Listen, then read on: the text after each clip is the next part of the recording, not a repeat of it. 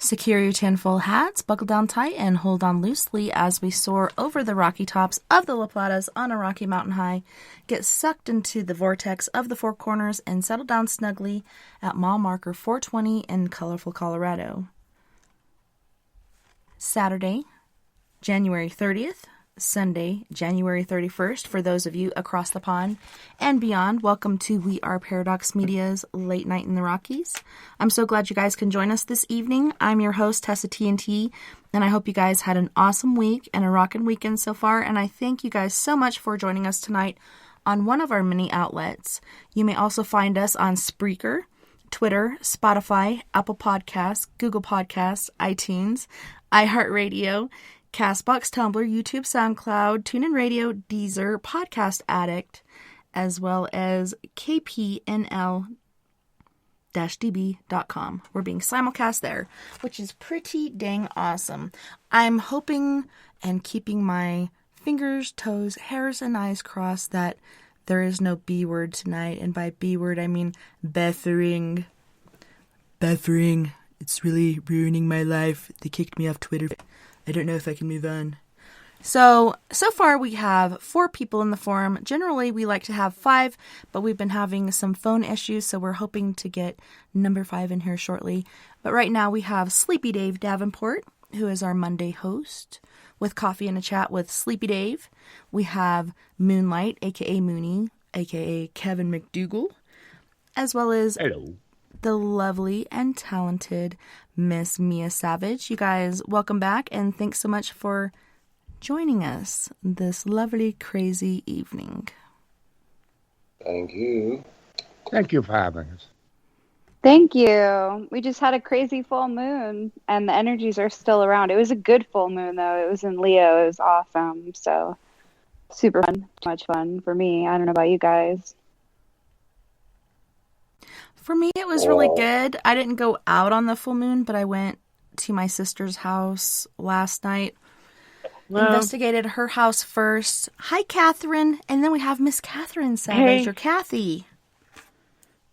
Hey, I'm sorry. I'm in the middle of some computer shit, and It's Skype, I man. couldn't answer my phone. No worries. How are you? Hi. Doing great. I talk to you. I know. How have you been? I'm good. Are you recording and stuff, or what are you doing? Yeah, we're Live on the live. air.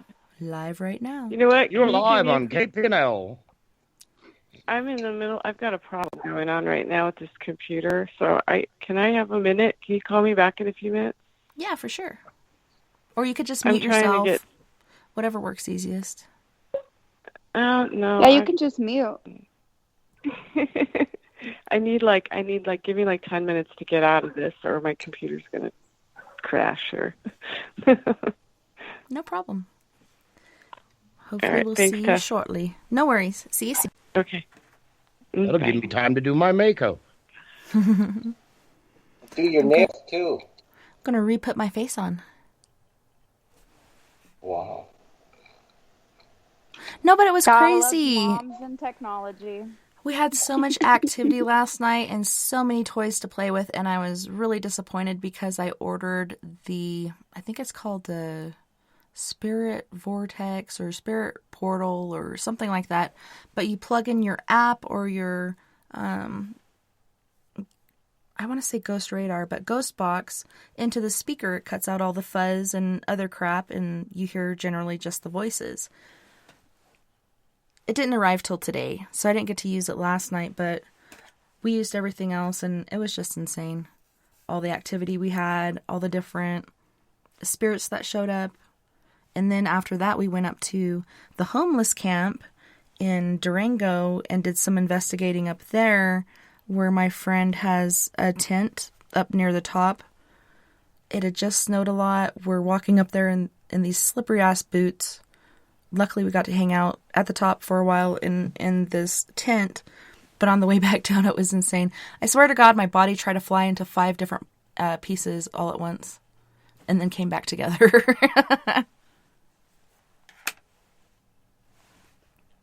But yeah, then after that, just to finish the story, went back home, ate some hamburgers, went to bed, but every time I'd almost get to sleep or start to drift off to sleep, the spirits in my sister's house were just fucking with me nonstop. So, yeah. I didn't get a lot of sleep last night. I'm feeling comfortably, yet at the same time uncomfortably numb. I am actually in that club as well, and I did some spirit work using an app yesterday or last night. I had a couple of friends over, and I had a friend that recently passed just about a week ago, and his parents are devastated. They live like right up the road from us, and I was able to contact him, and it was his voice, and I had some very, very awesome experience last night. I told him to find my father, and interestingly enough, we had a Leo moon, and both of them are Leos. And so I told my friend who has just deceased, his name is Tyler, I told him to find RJ, and he was coming in through the app. His voice was clear, was definitely him. And I told him to find RJ, and he asked me to repeat the name, and I told him to find RJ because I've been feeling him around, but he had so many friends that, are devastated right now, like all across the country. So he has been all over the place. Anyway, so he told me to wait. And then 20 minutes later, this amazing, fantastic full rainbow appears. Like there was clouds in the sky. There was not an open place in the sky. It was raining here in Arizona. And literally this rainbow just appears like 20 minutes after talking to him and telling him to find other people on the other side. It was very, very cool. That is very cool. I love rainbows. What a cool sign. That was. Yes, I sent it to his mother. I sent a picture of the rainbow to his mother. But the voice was very clear, and it was clearly Tyler. I mean, it was 100% him. Like, he didn't sound very happy, though, which was, not good. I think it's just because his parents, he was young. He was only 30 years old. So, his parents were pretty devastated. It was very sudden and unexpected. We still don't know exactly what caused it, but he'll be around. I have no doubt that he will be around a lot, and he's been around a lot. So I should in the future have a lot more stories about him coming and talking to me, because he was a very close friend. He was over like in Arizona at our house almost every day. So he knew I was into this type of stuff, and he came right through the Ghost app like almost immediately. He knows how to use it, which is cool because he knows what I do. And he's come through to a couple of other people. So it's been fun so far. Tragic, but fun at the same time that he's able to communicate. I know it's kind of difficult for those of us that have been through the death process many times and kind of understand, these people. I mean, it's sad that they're gone. They love us and miss us, but at the same time, I don't know. I think a lot of them feel like so happy and elated, but there's certain things that we're doing, like mourning or holding grudges or whatnot, that are keeping them here. But for them, it's different than for us. Yes, I think, and there's totally a process, and I was just kind of communicating with him that, you can move, you can be in multiple places at once, you can move, you can be, I think that, there are like levels out there, like there's like a heaven, but I mean, even regardless of your religion, I think that your loved ones can still come and talk to you, after they're gone. And it's very hard to explain to some people, especially people who are extremely religious and take things literally, because why wouldn't your loved ones from heaven be able to contact you? I mean, they can. I just don't think that they're there when you need them, when they're in the light and the light place. I think that they can come down and still, watch over you as your guides or angels or whatnot. It's very cool. I I was look about at that situation. Yeah, I was about to say, what If about you, Mooney? Go ahead. I'm so sorry.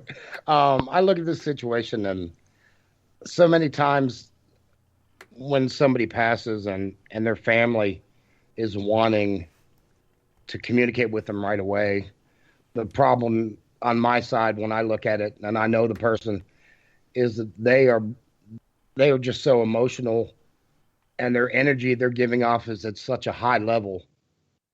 It's almost like uh, I remember one of the submarine movies where they were talking about, when there's so many sonar buoys put out in the ocean, and even if somebody was out there with a stereo, you know, cranked up, they couldn't hear it because there's so many ships running around with so many radars out there that they're making so much noise. There's so much noise being generated that you could not hear that person.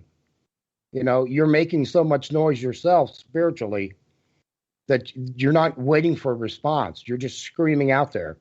You're putting off so much energy into the cosmos that you can't hear a response until you've had time to calm down and can actually wait for a response. You can't hear. And yes, you have the right to be emotional right now, and you should be. But it's going to take a while till you're at a point where you can receive as well as transmit. So usually just the idea of being patient. Wait till you're at the point where you're ready to listen again and you're ready to receive the message. Exactly. I think it's also wait until they hit the light, because they still have ties to the earth. And I think that ghosts, that there are what they call ghosts that are stuck here because they're, whether it's an object or a person or something that keeps them at that realm. But I don't think that's the case for most loved ones. And I don't think that will definitely be the case for him. I don't think he will be stuck in anywhere because that was his personality. It's crazy. Just like it happened we were supposed to go to dinner like the night before, and someone said he was going to brand cattle and he was staying the night in his horse trailer, and just they found him in his bedroll with blood coming out of his nose. What So the crack? it Like looks a like it was some hemorrhage sort or of like it could have, like a brain hemorrhage, or like I mean, he was a partier, but not like, I mean, he was a busy guy. Like he wasn't doing anything hardcore. He did have, his partying tendencies, so there is always the possibility that he took something laced, like a pill that was laced or something like that. But the autopsy hasn't come in yet. And his mother spoke with a native psychic who said aspiration. And that would make sense. Not aspiration on vomit, but since there was blood coming out of his nose, aspiration on blood is what the psychic said. So we'll see when the autopsy comes out exactly what it was. But it's crazy. He was healthy, 30 years old. It wasn't COVID related, that's for sure. He had COVID. He got COVID before anyone even knew about COVID because he went to a rodeo in Las Vegas last January and came back and had all of the symptoms of COVID. And so he already had COVID. I know that it has nothing to do with that. And he wasn't sick anyway, besides that. But it's just, it feels surreal. And I feel like when your loved ones are in that much grief and still in that shock process, and I think that when you pass, you can be in a little bit of a shock process for a little while, even though I don't think there's really such thing as time in the afterlife. You're still kind of connected to the earth and you don't really know what to do, and you don't know really where to go or how to reach your loved ones. I think that just takes time. And he's already made an appearance in ways. And when I spoke with him through the ghost radar, he sounded almost a little bit sad, but I don't think it's real like human sadness. He just sounded like his energy was low still, meaning he's still kind of pulled down to the earth a little bit.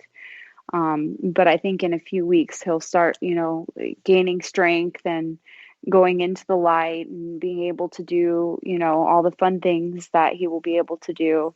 I think part of it is just the worst part I think about passing is your loved ones from the other side and not being able to comfort them or knowing how to comfort them. And I think he's a little bit in that process right now. Yeah, But that's why I kind of directed him a little bit. Yeah, and it's funny that you said that because that's kind of what I was thinking. We all go through the process, and for us on this side, like you said, first thing is shock, and then anger or disbelief, mourning, depression, and then generally, eventually, you might get to another part of that. But like you said, I think it's the same way on the other side. For them, I'm sure there's shock at first, and then realization, and then trying to figure these different things out, but I don't know. I guess we'll never really know till we get there. Yes. I mean, like I had that weird simulated death dream that I've talked about before on the show. And I mean, it makes sense to me, that the worst part of it is watching your loved ones because you don't feel pain in the same way as humans feel emotion or pain. You don't feel, you feel attachment but it's not the same type of emotion that we feel in our bodies, which is usually like it's chemical, like depression is chemical, by our bodies. It's physical. Depression is physical and within our bodies, things like that. And happiness, is like dopamine levels and things like that.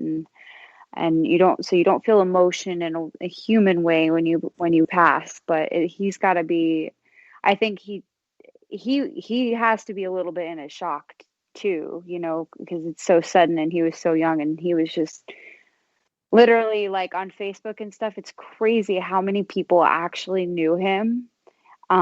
Strangers were coming to his parents' house, giving them flowers like that he didn't even know and stuff. Like he knew, and he was one of those really just shiny people that made you feel like he was your best friend. I felt guilty for grieving him because I'm like, I only knew him 5 years, and I'm with his parents here, but I felt like we had a close, he made me feel like we had a special bond. But then you go on Facebook and there's all these strangers and you realize he made everyone feel that way, because he was just one of those extroverted, people. Anyway, but he'll be around. I know he's at peace, and I thought it was very interesting that he came through right away on that ghost radio app. Like clear as day, that was his voice. I asked for his name. He said Tyler. I felt his energy, but I haven't been feeling it as much because it's so soon and because he's, I'm sure, in a lot of different places because a lot of different people knew him. Crazy. Thousands even, I would say. Well, I'm sorry for your loss and, his family and friends loss. And you are right. There are just certain people that just come through and they establish friendships and bonds with people so quickly. And it will take a while for him to come to grips with his own loss of himself.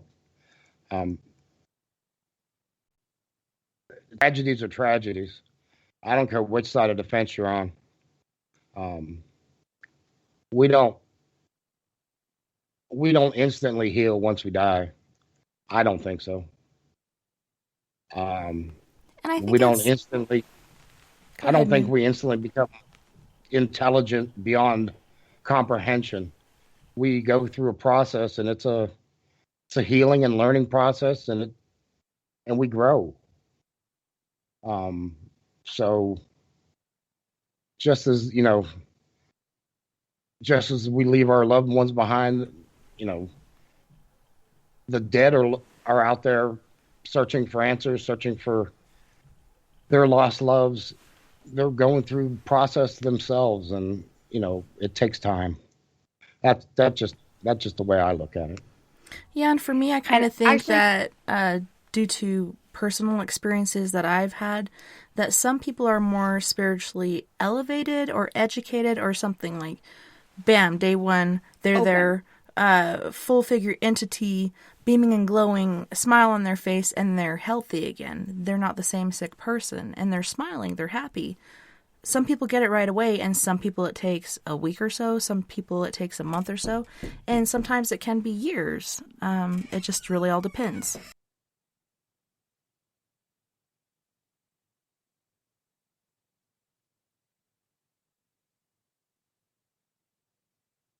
I hear ghosts. That was my daughter. She finally... They're everywhere. Yeah, she went to the store and got me some eye drops because, like I said earlier, my eyeballs feel like Ren and Stimpy's look after last night. I did not get a lot of sleep. Man. They're so dry. But I finally have the remedy. This cure was found in a rainforest, just so you know. I need that now. Can you like teleport that to me? Because my eyes, I'm like chronic dry eye.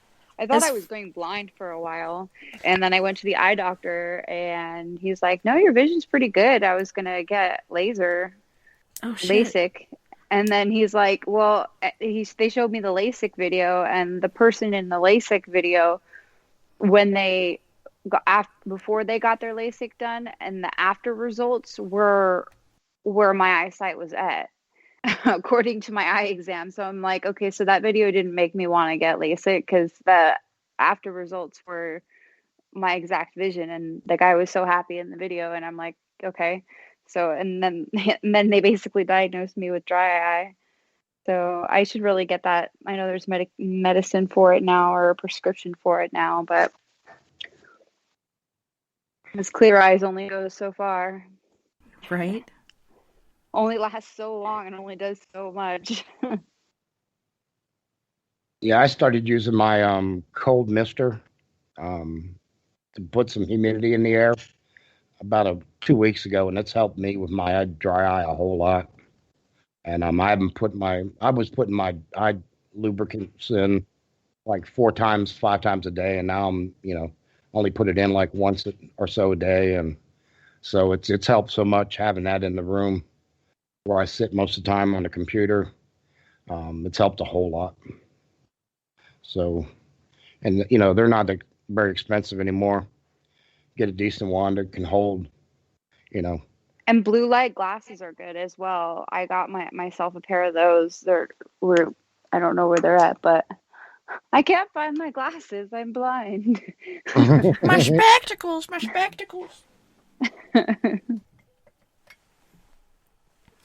Man, that was nice. Nice and refreshing. I know Sleepy's like, hey, just drink some water. And I'm like, I have been all day. It's not working. No, I meant like water for your eyes, to kind of wake them up. Yes. I just got that. And I wouldn't put that you might be dehydrated too. Drink that water. Go, girl. Get it down. We all need to get it. I just did as you were saying that. Like, you're right. I grabbed my water. That's probably a good idea after last night with my 2 crazy girlfriends staying up till 5:30 a.m. Yeah, we got you beat, sister. But I don't know, Moon, have you had any like paranormal activity going on or anything that struck you recently that you'd like to discuss this evening? I've had a good bit of stuff happening, and I've also had a loss. I just had my kitty cat Luna passed away just a few days ago. Oh, I'm sorry. Yeah, she got sick not too long ago, and I hadn't eaten and went through some stuff with her, and I waited until she died like the day before, within 36 hours of the full moon, and since she was named after the goddess Luna, I waited until the full moon to bury her and do my prayers and everything. I'd prayed for all along, but I did her burial and everything on the on the time of the full moon at its highest. And but it's, she's always been my protector and warner, and we've been together for 16 years. Not having her, and I'm, being totally alone now, and not having her to sleep with and to be my little watch over. It's really strange. And I don't know what you guys are seeing on this camera. What are you seeing? Anything? Is my camera working? Here, let me see. Yeah, that's me. No, we cannot see you. There you go. Oh, there we go. Got a picture. I haven't seen your face yet. I wanted to show you the pig because... Oh, there he is. Literally, she's a therapy pig, and you're telling me this story, and I... Oh. There we go. Pig therapy. She's I want one. Yeah. Until they get older and they're bullies, but... They're headstrong. Yes, very. But I had her potty trained literally in 2 days. She has not gone, it's insane. Like, compared to a dog, it's so easy. She has not gone to the bathroom in the house one time. Well, she did one time right after I woke her up. But she thought she was doing right. She did it on a pad, like a puppy pad. No, like a floor rug pad thing, but one of those cheap black ones with rubber on the bottom or whatever. And she hid, and she thought she was doing right, but she hasn't done it again. I told her no, and she had, that's how they have to learn. And every time I take her outside and say go potty, she goes potty in the same spot. It's crazy.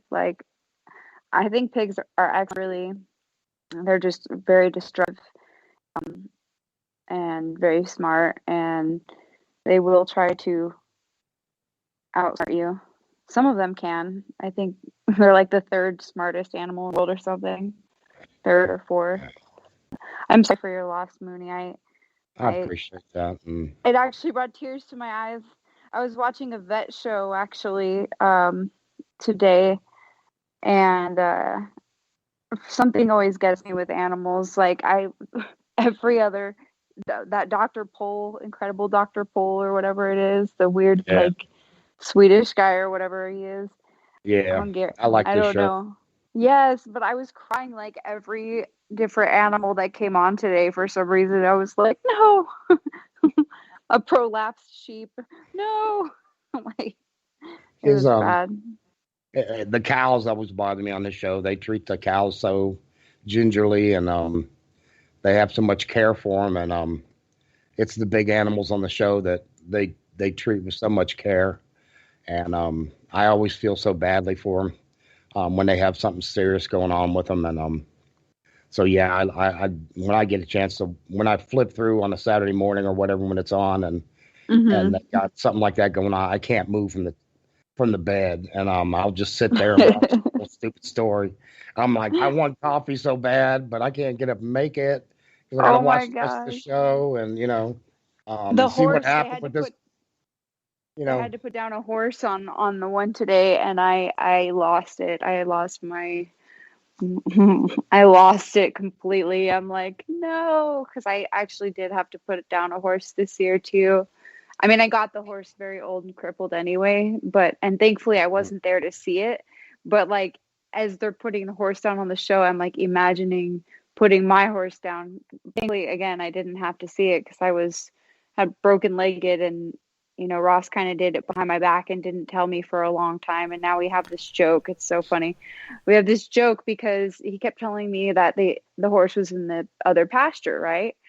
And I looked to the best of my ability, but it's, there's trees and it's far. And he's like, no, down by the pond. And I mean, it's a big pasture. So I looked, but it was hard for me to get out of the house anyway with a broken leg, but I would take a little golf cart over there and look and look and look. And then finally one day after I start to walk a little bit again, he's like, yeah, he's buried in that pasture. And I was like, oh my gosh, you didn't tell me. You bastard. He didn't want to. he didn't want to stress me. I know he thought he was doing me good by not waiting till I could walk again to tell me. But now every time he moves my horse to a different pasture or like the donkeys or something, I'm always like, is there something you're not telling me? Is he in the pasture or is he in the pasture? Just be honest. Don't cause trust issues, okay? It's best to be honest. Oh, yeah. I know, of course. Like, I agree. He's a Scorpio though, and they do weird things like that sometimes. They're very sensitive, and they'll think that they're helping by keeping things from you, but really it makes it worse. Sleepy, what about you? Earlier you said you had a paranormal story to share. Would you like to share with the class? You know, if you classify it as paranormal, it's something otherworldly. Mm-hmm. Well, you know, people talk about hearing voices, but it's not a voice. It's more like trying to find my post on it, because I actually wrote what happened down while it was fresh in my memory. So, let's see. This was last Saturday night. Yeah, I was going to say, was it the 23rd or the 16th? The 23rd. Okay. Yeah. I had taken Melody to a friend's house about 2:30 in the afternoon, and I was due to pick her up about 7 o'clock, and I left the apartment around 6:15. It was drizzling out, and the skies had been overcast the last couple of days. I'm reading from what I wrote. In Arizona, we rarely get rain, so it was a nice change. Before I left, I heard a low thunder rumble. Now, I was on the phone on Skype with Sandra when this happened. Heard a low thunder rumble, the kind that sounds like a big bowling ball had been tossed across a very large wooden alley. It was just ominous. I mean, it sounded... it was just... It didn't sound right, if that makes any sense. And Sandra heard it, and I wish I'd call her up and get her comment on it. But anyway, as the thunder sounded, it shook the walls and the floor. Well, I hung up with her, and I walked out to my car. As I unlocked my car, again the same low thunderous sound rolled across the sky, and it started to rain a little bit harder. Fast forward about 8 or 10 minutes, not even that, and I'm driving down, well, you know, the 101, Tessa. So I'm going west on the 101 towards 7th Avenue, because I have to get off at 7th Avenue, and I'm coming from Scottsdale. So I just finished listening to Everybody Wants to Rule the World. And it's kind of interesting, these songs, and how the events happened. The rain, I mean, people were driving. I was going about between 55 and 60, and people were whizzing past me at least 70, and even faster. And I'm driving, and as you go around Loop 101, it curves around to the left, and then it'll straighten out and curve. And I had this feeling. I said, you know what? Somebody's getting up sliding tonight, man. I said, this is not. And the rain's now just pounding down, pounding. And I got my wipers on high. And so that song ends, and Rock This Town comes out. So I'm like blasted it, and I'm going around that turn, and I'm cruising at about 60. Got there's 5 lanes of traffic, and I'm in the second to the furthest right lane. And I'm coming around, and AC/DC song come on. I wrote it was Back in Black, but it was actually You Shook Me All Night Long. I was thinking of Back in Black album. So that song started to play. And I have it blaring, and I'm not driving fast, and I'm keeping a good distance in front of me for the cars, because I just don't. I'm looking around, and I got SUVs whizzing by me. I got any kind of car you can think of, McLarens even. I'm like, oh my God. I'm like, don't they know it's raining? Hello? And there's been a lot of construction on the other side of the 101, right? So I didn't know if there was, who knows? I thought it was shut down. That's why I left early. I thought the 101 was shut down like it has been. And I thought I was going to have to add an extra 15 or 20 minutes to my trip. So it's amazing how things domino effect and happen, you know, which some of us might be normal. Like that was kind of normal routine for me to leave early. I left a little bit earlier because of the rain, but I'll get back to my story. I'm driving around, and I literally, like, a thought enters my head, like this voice says to me, turn this off and turn it to 88.3. And I started chuckling to myself. And 88.3 in Phoenix, for those who don't know, is basically, it's a news station, Christian news radio station. And when we're not playing news and weather and all that stuff, you know, they're playing gospel music and whatever else. And I don't really listen to that. So I thought it rather odd to even have this thought. So, you know, followers of Christ would call it the Holy Spirit. I don't know what other people would call it. I'm sure, you know, think of a name. But The Holy Ghost. Right. So I turn it to 88.3, and it's just, you know, strings and horns, and it's raining, and I get this thought, car crash. I said, and I'm like saying this out loud. I said, you telling me there's gonna be a car crash or car sliding or something? I'm like, so I'm thinking, is this me, like me, or is this a real spiritual event happening? So what do? We test the spirits. It's a biblical thing. So I turned the radio station back to, you shook me all night long, and I got this, it felt like somebody literally jabbed me in the belly, saying, turn it back. I told you, turn it. And I'm like, okay. So I turned it back, and all this plays into it. And people, you know, what does this have to do with it? It's really crazy. Talk about a spiritual experience.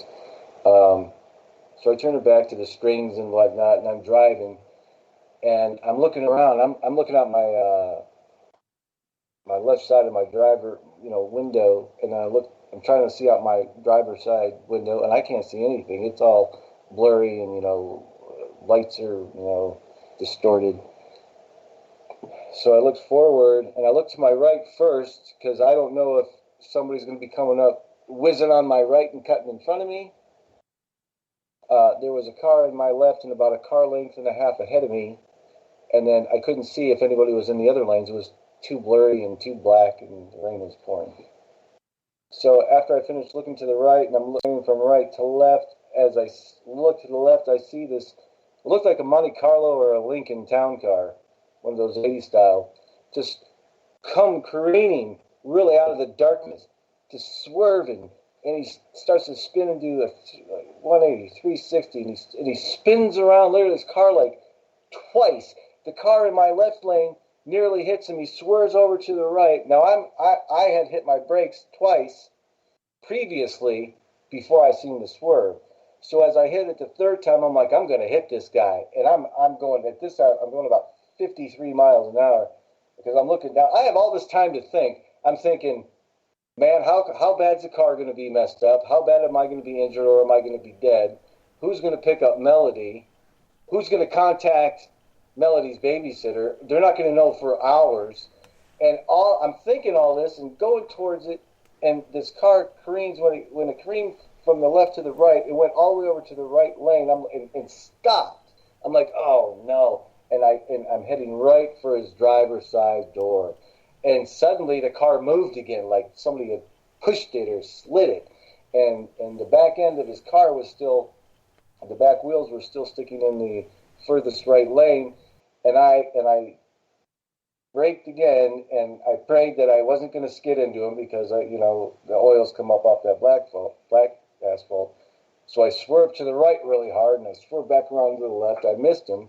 I look in my rear view mirror right away in my side view, and I see a truck behind me with one headlight. I guess he did the same thing I did, mirrored what I did, because he followed what I did. And then I looked to the left, and I saw what was later, I think, a Jeep type of vehicle, SUV type of Jeep. He come up right up on me after, but he's the one that went to the left and swerved around the guy. So three of us missed hitting. I would have T-boned him first, and then those guys would have slammed into me. Well, we missed the guy, and as soon as I looked back, I didn't see any other cars coming. I'm like, oh man. I'm like, so later I looked on the news and I saw the accident. And I'll pull the link and I'll put it in the chat for y'all to see. And if you all want to put it in the chat room, go ahead. I was just wondering, when you went through that process where, I'm sorry, I can hear myself, it's weird. Where you're about to have this accident, did it seem like time stood still, but then all of a sudden, like, your thoughts were the same pace as they usually would be, but everything around you was kind of like slow motion or whatever for an instance? I wouldn't say slow motion because I had this previous warning, so I was looking for it. And I didn't know why. I was looking and waiting for an accident to happen because I was literally blatantly, like, you know how, like, you can hear what your mom or your dad or your friend tells you in their voice in your head? Mm-hmm. It's like a voice like that, but not only is it in your head, it's in your torso, it's in your heart, it's in your gut, it's in your whole being. I mean, it shakes you, you know, and it fit with I've had an ongoing prayer for a while, so that was an answer, actually, and I didn't expect it to come that way. But that just shows you how close we are just being taken like this. And, you know, because I really was thinking, it's not that time slowed down. It's just the fact that I had enough time to break 3 times, first going at 60 and then going at 50, which is still pretty quick if you hit a stationary car, T-boning it. Somebody's going to get killed or hurt severely. You know, so at best I was thinking I was going to get really mangled and messed up bad, or worse, I was going to be going through that void real quick, and I was really worried about Melody, first and foremost of the news, of what I was worried about was who was going to get her, who was going to tell her, how are they going to communicate between the babysitter and my mom? They would have found it in the phone anyways, eventually, you know, all the text and information. But it would have taken hours, you see. So, you know, and I don't know if the mom was, the type to call CPS. I don't think so. But you know what I mean? Well, you know, the kid, dropped him off and he never came back. It's been 6 hours, you know. And we we don't have his family contact. You know what I mean? It could have been gone so many different ways. You talk about seeing a fork in the road, and then at the last few seconds, I can't even count seconds. It happened that quick. And it was more reflexive. And I joke that my hobby of playing with Matchbox and racing and stuff like that, and driving games and playing Grand Theft Auto, and I actually did think that as I'm careening towards this car, I said, this ain't no Hot Wheels track, man. That's why I said that out loud, too. I said, come on. So you have to wonder, is all this, like, subconscious stuff have to do with it? I'm sure it does, as well with the spiritual. Because I tell you, I thought I was a goner for at least hospital-wise. Because I thought, another thought that ran through my head was, man, I'm starting a brand new job Monday. I got a great job now. Perfect hours. I was just like, and we always hear the stories, so-and-so had a rough time for so long, and he just got his life on track, and he cut short. Just when everything started to look good for Mr. SleepyDave. So I consider really every day truly a gift. And then, you go back to, like, I'll say old habits, you smoke, you drink, whatever it is. But that proves to me our human nature. It's not that we're ungrateful for our lives to be saved, because I think very few people recognize when I say God or Jesus interjects, or whatever other people's belief, whatever their higher power is. I'll just leave it at that, because I think the spiritual interacts with the physical a lot more than we realize. Now, you guys may know that a lot more, but I'm just saying the average person out there in Radio Land or so. But yeah, I'm very grateful, and I'll tell the story over and over again for those who want to listen. I just, if they ask me, I'll tell it. Other than that, I was a little shook up afterwards, a little on edge, because I was, because you're running the scenario over your head. And I've been working at the medical examiner's office, and at best I would have been a ME case. I would have gone to where I used to work. So, that thought goes through your head. It's like,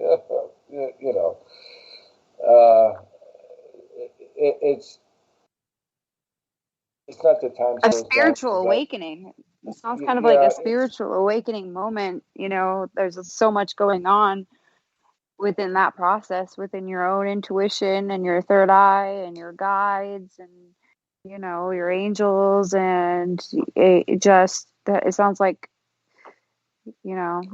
that's intense, but it's miraculous too. And it sounds like you're just having thoughts about your own mortality, and I can relate to that, losing someone young who was a friend of mine, and you start to think about your own mortality, and it's like a whole, you can either fear it, fear the other side, or we hit that point where you're like, you're not afraid anymore. And another thought, but just be thankful, like that's amazing. Another thought I thought of was this: you ain't coming back here if you die. That's it. That's another thing that I thought of. I ain't coming back. If I die, I ain't coming back. That's it. And I'm like, how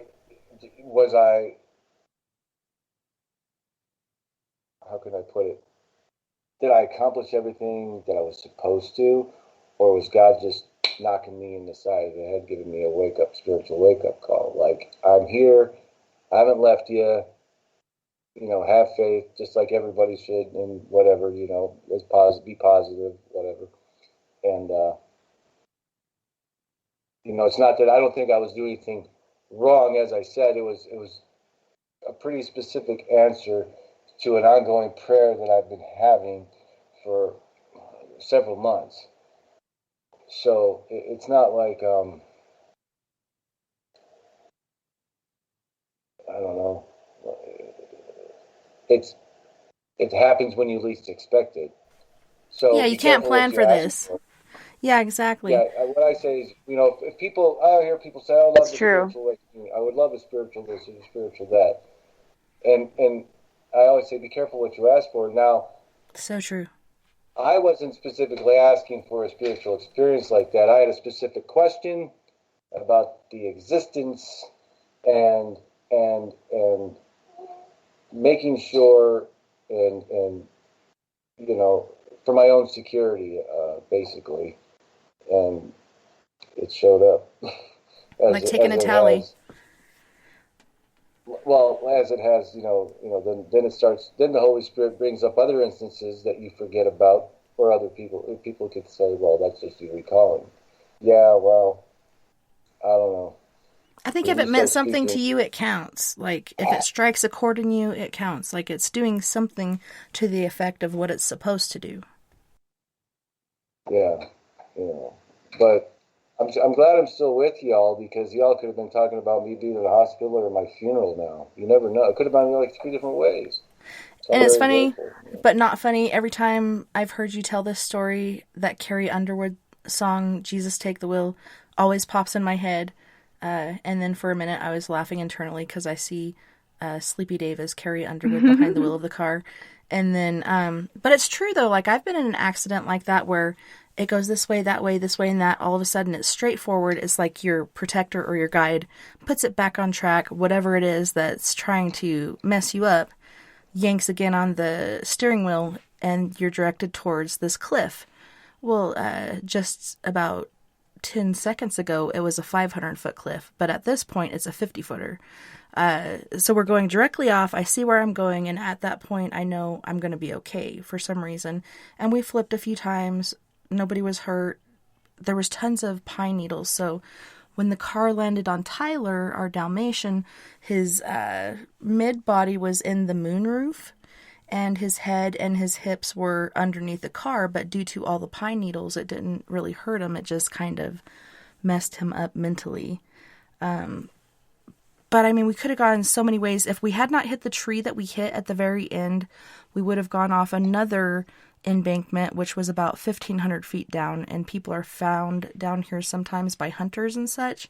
But it just felt like it was a battle at this very moment, and you were talking about controlling your thoughts. And on the way up there, be careful what you wish for. On the way up there, I'm like, man, if I ever die, I want it to be in a place like this because it's so beautiful, and to me, this is like heaven. So if it ever happens, I'd like it to be a place like this. I didn't mean like right now here at this place on the way back home. I'd like it to be here, like maybe someday when it happens, that'd be nice, but geez, oh Pete. Luckily, we made it out. I still had this thought in my head on the way back up to go to the vehicle and get my 357 lever action and other things that were in there. What if we pull up to the car and our bodies are still in there and this is like some sort of Twilight Zone or some shit? But luckily we weren't, and it all worked out. But it's crazy what goes on in these instances, and the powers that be that can take hold and steering your power, and this thing or whatever is telling you, hey, if you leave this time, you ain't coming back. It's like, how many chances you think you've had so far? Like, this is it, buddy. Every single time I make the trip from Arizona to Colorado and vice versa, I cannot tell you how many instances I have had where I was pushed back, or even pushed back a day one time to go. Like, I just, with a feeling, or, my grandfather was a pilot. And so, and one of the, not only a pilot, but like a flight trainer too. And I do believe he is like one of my guides, my angels, whatever. And so when I'm driving, I feel like there are times that I need him to take over, or he warns me about things. And there was this one time where there was I was pushed back like 15 minutes, and I don't remember why, but it was like I stopped somewhere and I just felt like I needed to be there for a minute, like a gas station. I stayed there for a while. I ate some chicken. There's this one gas station in New Mexico that has this res chicken. It's on the res, and it is so Thunder good. chicken. No, it is so good. They can serve it with like little what is it, jalapenos and bread. You kind of just squeeze the jalapeno juice. My mouth is watering. But anyway, so I had this like urge to like stop there and just sit and eat, because usually I'll just like grab something. I don't even usually I don't like to sit down and eat when I make that trip. I just drive, right? And it was pitch black, and I had this weird feeling the whole time. And there was this accident, and the cops weren't even there yet. I saw a semi that had spun out on the side of the road, flipped over, hit a car. An SUV, and I drive an SUV. It was like they lost control. Like, I don't know if it was wind or what, but they lost or brakes, and they were both in the ditch on the side of the road. The semi was flipped. I'm pretty sure whoever was in that SUV was likely to be very injured or dead. It just, I don't know exactly what happened because I didn't see it happen, but it just happened because the cops weren't even there yet. And I was like, what the, it's dark out. It was dark too, but I had a feeling before I left that something was going to happen. Then I had this feeling of just take your time. Like, I know, like that was within a matter of minutes of me being there. It was just the strangest, Yeah, had you not forgot your mask or something crazy like that, you would have been there at the moment of impact. But luckily, you didn't leave at the time you wanted to. Don't stress about it. Just get your stuff. You'll get there eventually. But it is crazy how that does happen, and it does happen a lot. Yes. I think there are always flukes, though. I mean, we can't always rely on these things, but all you can do really is pray and, talk to God and your guides and whoever, your ancestors, and just be like, your angels. Angels are my go-to. And I'm just like, there's like an angel that's supposedly, about travel. And it's in Catholic, it's Saint Joseph, I think. Saint Joseph. And so is about moving and travel and stuff. So like just whatever you believe in, St. pray. Christopher. And is it St. Christopher? Is that what it is? Yeah, for like I don't know. Hang on, St. Christopher generally has to do with. I think it is. Yeah. Yeah, I think it is. Yeah, so is that the one that has to do with moving or like housing too? I don't know. One of them has to do. One of them, as a joke, I bought it for my aunt, to help her sell her house, because you're supposed to like buy the statue and then bury it in the ground, and literally she did that and her house sold like within 2 weeks.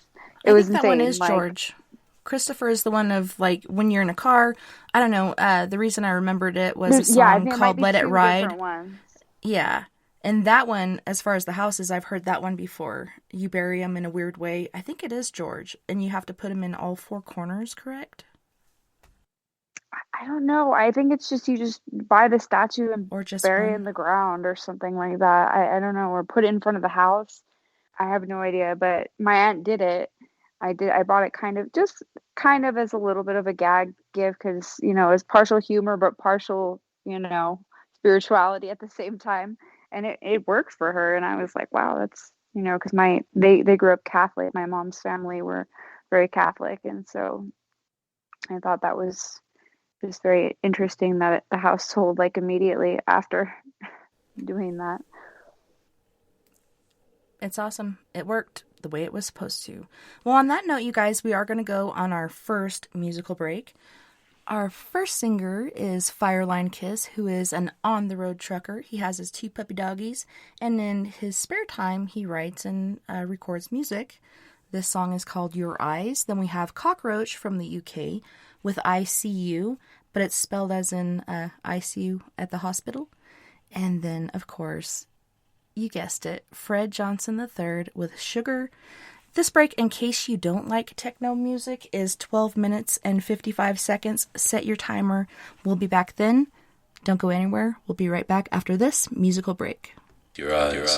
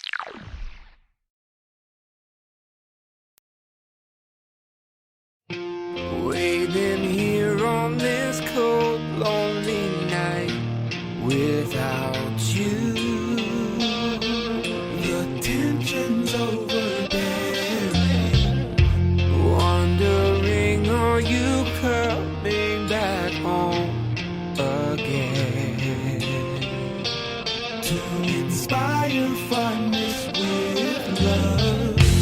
Where did our love go wrong? My sugar.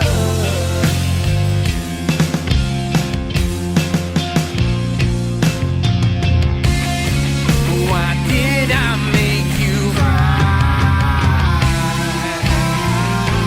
Whispers flow through my mind when I think about you. That warm feeling in me. My heart sings a sad song and just melts away.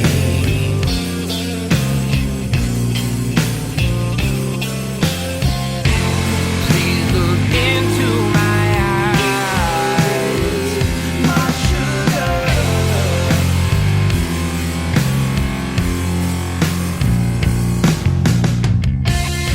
There's life in out there.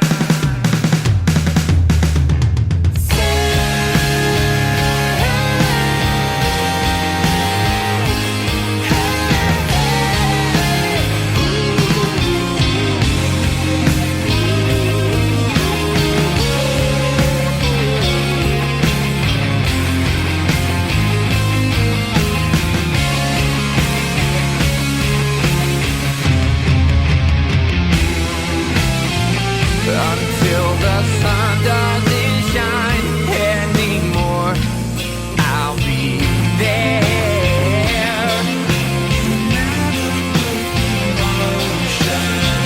When time is a memory, I'll know this love.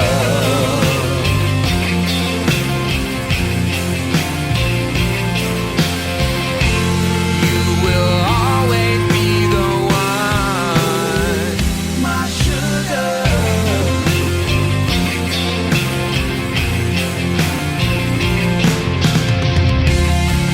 The feeling is so strong. Waiting here on this cold, lonely night without you.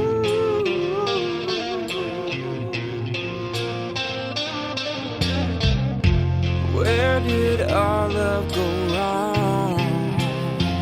My sugar.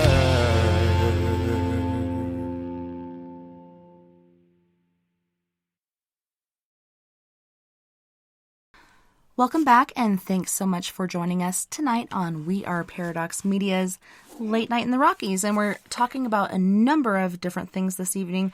One of the things on break we've touched on are different elements of the earth that you can partake of, or substances.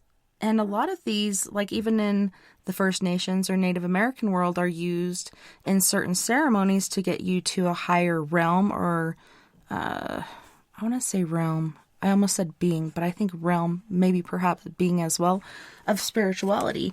Okay, so Mia, you were just saying about kids being able to drink at home under supervision of parents. When I was in street law, and that's where the very first place I heard about urban legends was. But at that time, I believe it was 95 or 96. And the teacher was saying as long as the kids are drinking at home under parental supervision and it's not out of hand, it's okay because the parent says it's okay. But if the kids are somewhere else, you're in trouble. So, I don't know. I've seen a catch-22 where they throw a party at a hotel. Do it at your house, not a public place. But I think if you supervise and you teach them and you kind of hold their hand through it or whatnot, they can learn healthy avenues. I'm sorry, my hillhound is getting upset. Healthy avenues as opposed to, oh, it's the weekend and I'm going to drink as much as I can because my parents are away or whatever else, and developing unhealthy habits. Like if you're guided, I think you have a better outcome. Yes, and like when I went to Italy, it was, for them, they specialize in wine, okay, and they have also this liquor that you drink after dinner, and it's a digestive liquor. It tastes kind of like Jägermeister. It's like Sambuca kind of, and it has actually a lot of herbs in it, and it's like licorice root and stuff that actually helps with your digestion, but it's a shot. It's like a straight up shot of liquor. And, you know, when I went to Italy and we went to this big house, and this family, their kids, they would drink wine with dinner, and they would sometimes do a shot of they call it a digestivo liqueur after dinner, and you know, as young as like 8. Now, I'm not saying in the United States has a different view on alcohol, and also probably has way worse alcohol than they do in Italy, because that's kind of their thing, you know. But I think with teenagers, you know, there's a fine line. If the parents have a problem, the kids are usually, what I've noticed is, are either, most often, the kids will either be, it's like almost always black or white. Like if the parents are alcoholics, either the kid will become an alcoholic, or they will be the opposite and they won't drink at all, you know, sometimes. There are in-betweens, like I'm in between, because, but part of that is because my father wasn't a part of my life and he was an alcoholic, right? And, you know, so fortunately, you know, there are some genetics into play, but if you're just, you know, regular parents, we'll call them normies, and you're good parents, I think that it's okay to even, you know, smoke pot with your kids and drink with your kids lightly once they hit a certain age. You know, whatever that age is depends on, you know, the maturity of the child itself, of course. You know, if you have a very naive kid, you don't want to be like, at 13, yeah, we're gonna go smoke a joint. That's not cool. But I think that it's probably, I mean, if I had children, I don't plan on having children, but if I did, I would just educate them, because I think that works a lot better. And I have a friend who's a stepmother who has educated her stepdaughter on these things, because her mother had a lot of problems, and I think in the long run it has helped her greatly, you know, within reason, teaching her, rather than over drinking and getting alcohol poisoning and things like that, you know, which can happen, especially if the parents are like, no, you can't do this. You know, it's treated as a drug, when in other countries it's not treated as a drug. So there are, you know, I'm assuming there's less alcoholics in Italy.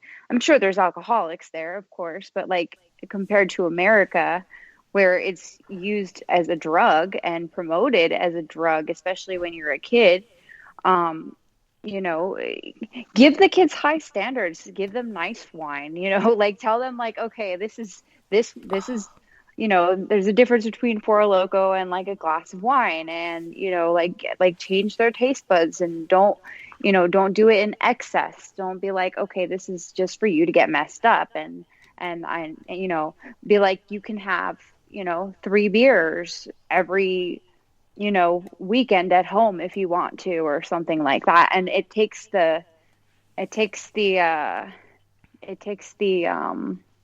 desire away, and that like kind anxiety of and want, and there's so many different things, the forbiddenness, yeah. Just like here in forbiddenness away, like you said, the good old USA, when, you know, we pass laws against it, they're still making it, they're still selling it, there's speakeasies, so on and so forth. Make it a bad thing, everybody's going to want to do it, because sometimes bad things are fun, especially when you're young. But like you said, in Italy, also in Mexico, at certain very young ages, kids are allowed to drink. When you're in the military, whether you're 17 or 18, if you're in the military, you can go to the bowling alley, have some beers, bowl, whatever. Off base, you really can't. If you get caught, you're in trouble. But there's so many different things that we can do that are good, and some that are bad. But as far as alcohol goes, like, that wasn't what I wanted to touch on, but that is a big thing, especially in our country. But as far as like peyote or mushrooms or weed, like, or marijuana, whatever you want to call it, these things come from the earth. Yes, you can grow them with certain things that aren't natural to make them bigger and better and whatnot, but I like mine natural. For me, it's better. And I still have not built a tolerance to my own grown stuff, but peyote, mushrooms, different things like this. What is it? Sativa? I don't know if that was used back in the day. I think that is another man-made one. But they can send you on spiritual journeys. Is it called sativa or is it called salvia? Salvia, that's what it is. Yeah. Yeah. Oh, that was the worst thing. I tried it once. I'm not sure if it's man-made or not. It doesn't look man-made, but I tried it once, like when I was like a teenager or whatever, and it was so weird. Like I jumped out of my body and then like jumped back in. I think was it salvia? I think that it was one of those that you used to be able to get at like smoke Yeah, shops or whatever. salvia sage. I think it is natural, but it's also got a bunch of chemicals in it. Yes, that's what it is. And oh my gosh, and then I felt so weird and I'm like, okay, this is not for me. Not for me, but who knows? Maybe it's for somebody out there. DMT is another one. You know, I've actually never tried DMT, but I've always wanted to do like an ayahuasca, like before. That's on my bucket list. At some that's point in part time, of the I want to description do is ayahuasca, DMT. Yes, and it is legal in most states for ceremonial or religious purposes.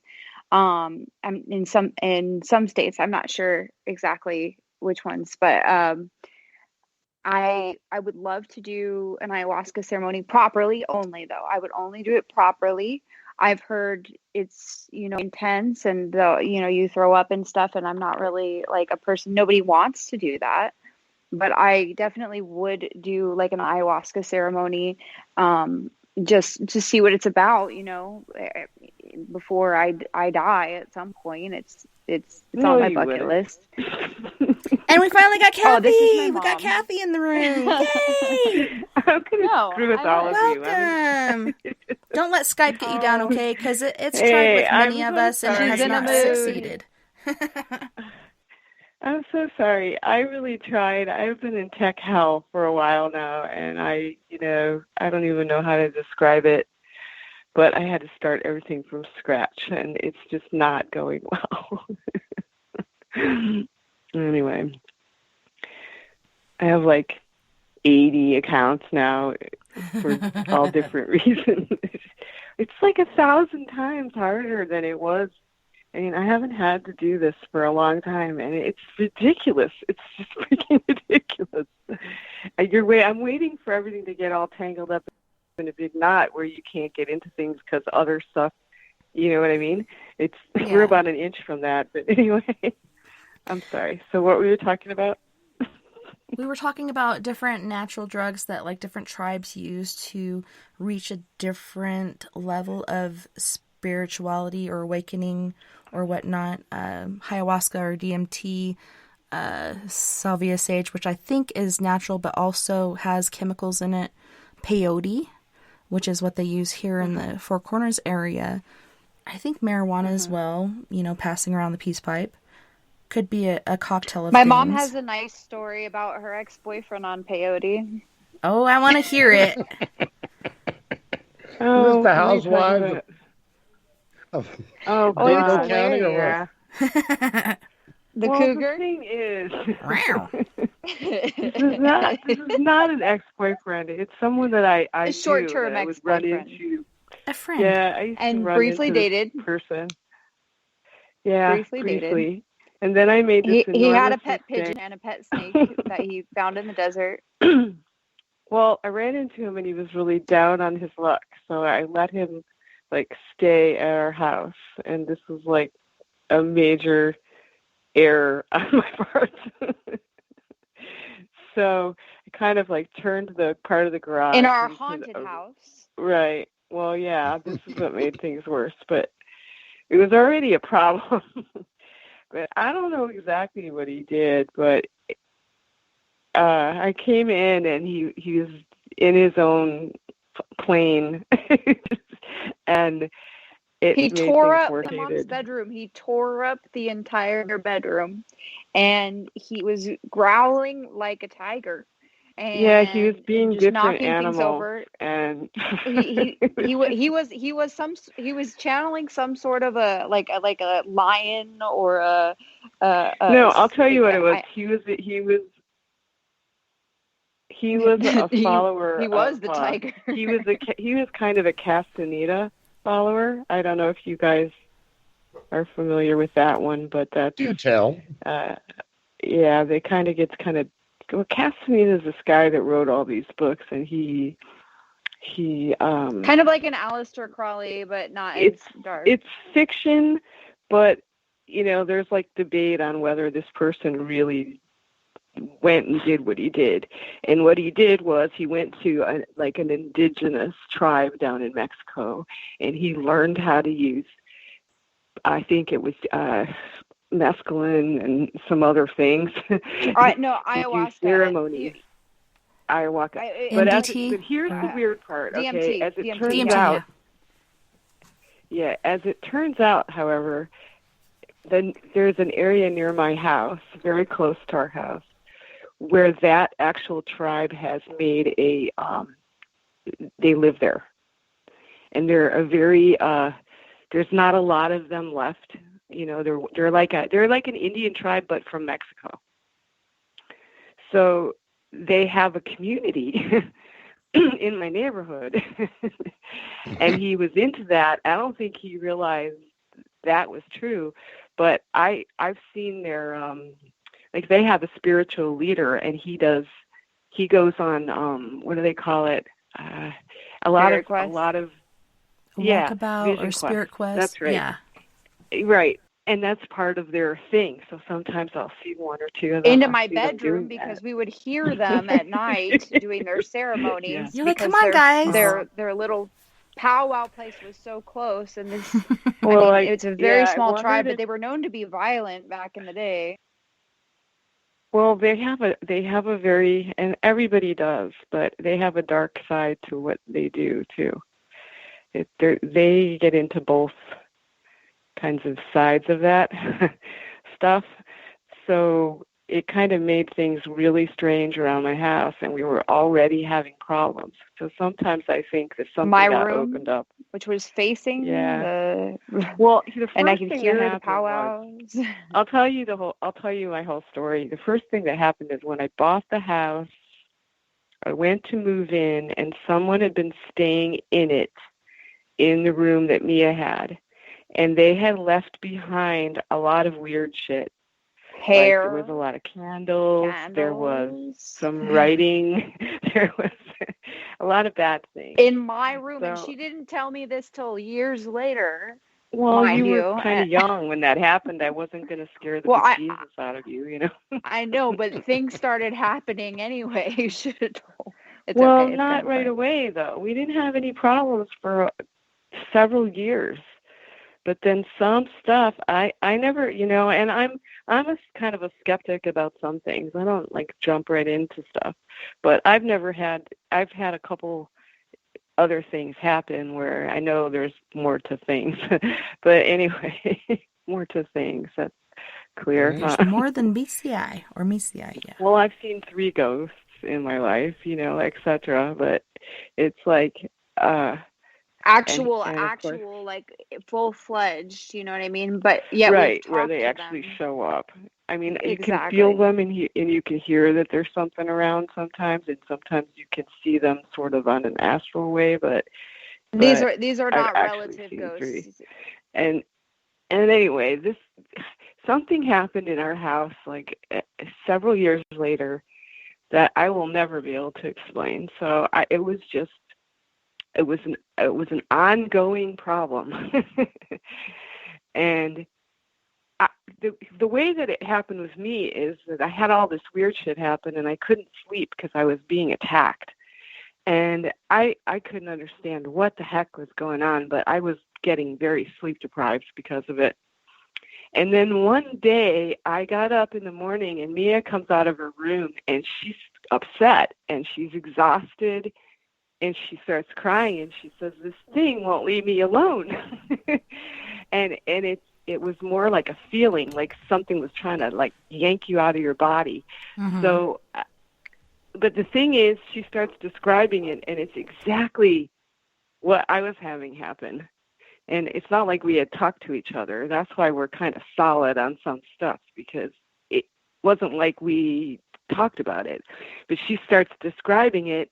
And I was like, I suddenly realized I wasn't crazy because there's no way, and then I started trying to find explanations. And one of the things I looked at was like things like ley lines, because they had built a new power station not too far from our house, and it was a fairly large, endeavor. And we had it's just where the house is. It's like it has a water lines running through the property and stuff. So for a while I thought, well, maybe it had something to do with magnetic energy or something like that, but every kind of psychic thing you can imagine. I mean, I predicted the future for a while. Like, I knew what would happen next, like, constantly. And there was just a lot of just bizarre stuff, But Mia understood it better than I did, because I think she was younger and you don't have all those blocks in your head, about things being impossible. So one day she says to me, she goes, "You just have to get out of the area." So we drive and we're out of the area, and all of a sudden I felt better. And I was like, okay, there's something really going wrong here, But I don't like to try to say what's what, I don't. I think at some levels there's just, everybody has different terms for things and different ways of describing them, but, the basic idea is not unusual.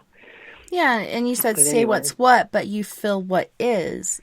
It's not that you can explain it, like, how do you know that? I don't know, I just know. And then, like you said, it happens. How do you explain that? You really can't scientifically or whatever else they want to put it under. Sometimes there's not even words. It means There's more not even than words. that to me. The feeling and the knowing. Mhm. Well, you want to communicate. Like, I've had experiences where there's a really powerful, beautiful being around, and they are. And if you're raised in the church, I would say I was an angel, right? But every belief system has a different term for that same exact thing. It's not like we're all so disagreeing, it's not, people are not as far apart as I think they are sometimes. So I don't like to like stick with a certain word, because I think it's bigger the than man's that. interpretation of something that actually exists, but it's humans that have interpreted it and put labels on Layman's certain terms. things, and yes, Well, there we try go. to explain they try to explain the unexplainable, because nobody likes that. Nobody likes to not know. Like, the unknown is more scary to people than almost anything, But what and what you can identify, that gives you a certain amount of security. And it can be scary too. Hey, I don't know about Hell this. yeah. Are you kidding? It was I can very do it. scary. I think I can. I can do it. Yeah. Well, when it's intimidating and it's a negative thing, it's very scary. But you can't let your fear get a hold of you, because that doesn't help. You have to get mad. Like, I You have to get a little remember bit in that house pissed. having a premonition of my godfather when he was Died. on an antidepressant. No, my godfather. Oh, yeah. Kevin, when he was on an antidepressant and on the wrong antidepressant, and those commercials where they say it makes you suicidal. This is not he's not a suicidal person, but he did slice his arm open. And I remember, Zoloft, one of my gifts or one of my first, right. Exactly. But I remember, like, one of my first gifts that I realized, was being able to see through other people's eyes, at times, or what you would call a premonition, but I would see it from their standpoint. And, I was very young and we were living in that house. And I remember wondering why Kevin had slashed his arm. And it was like, I had a dream and a vision, and I was inside of his head, and I was inside of his body, and I was cutting my arm, and I didn't know why. It was like why? And like a dream. I was like thinking, a dream within a dream. Like, it was a as dream. Kevin, it seemed like a dream. You're dreaming about Kevin in a dream.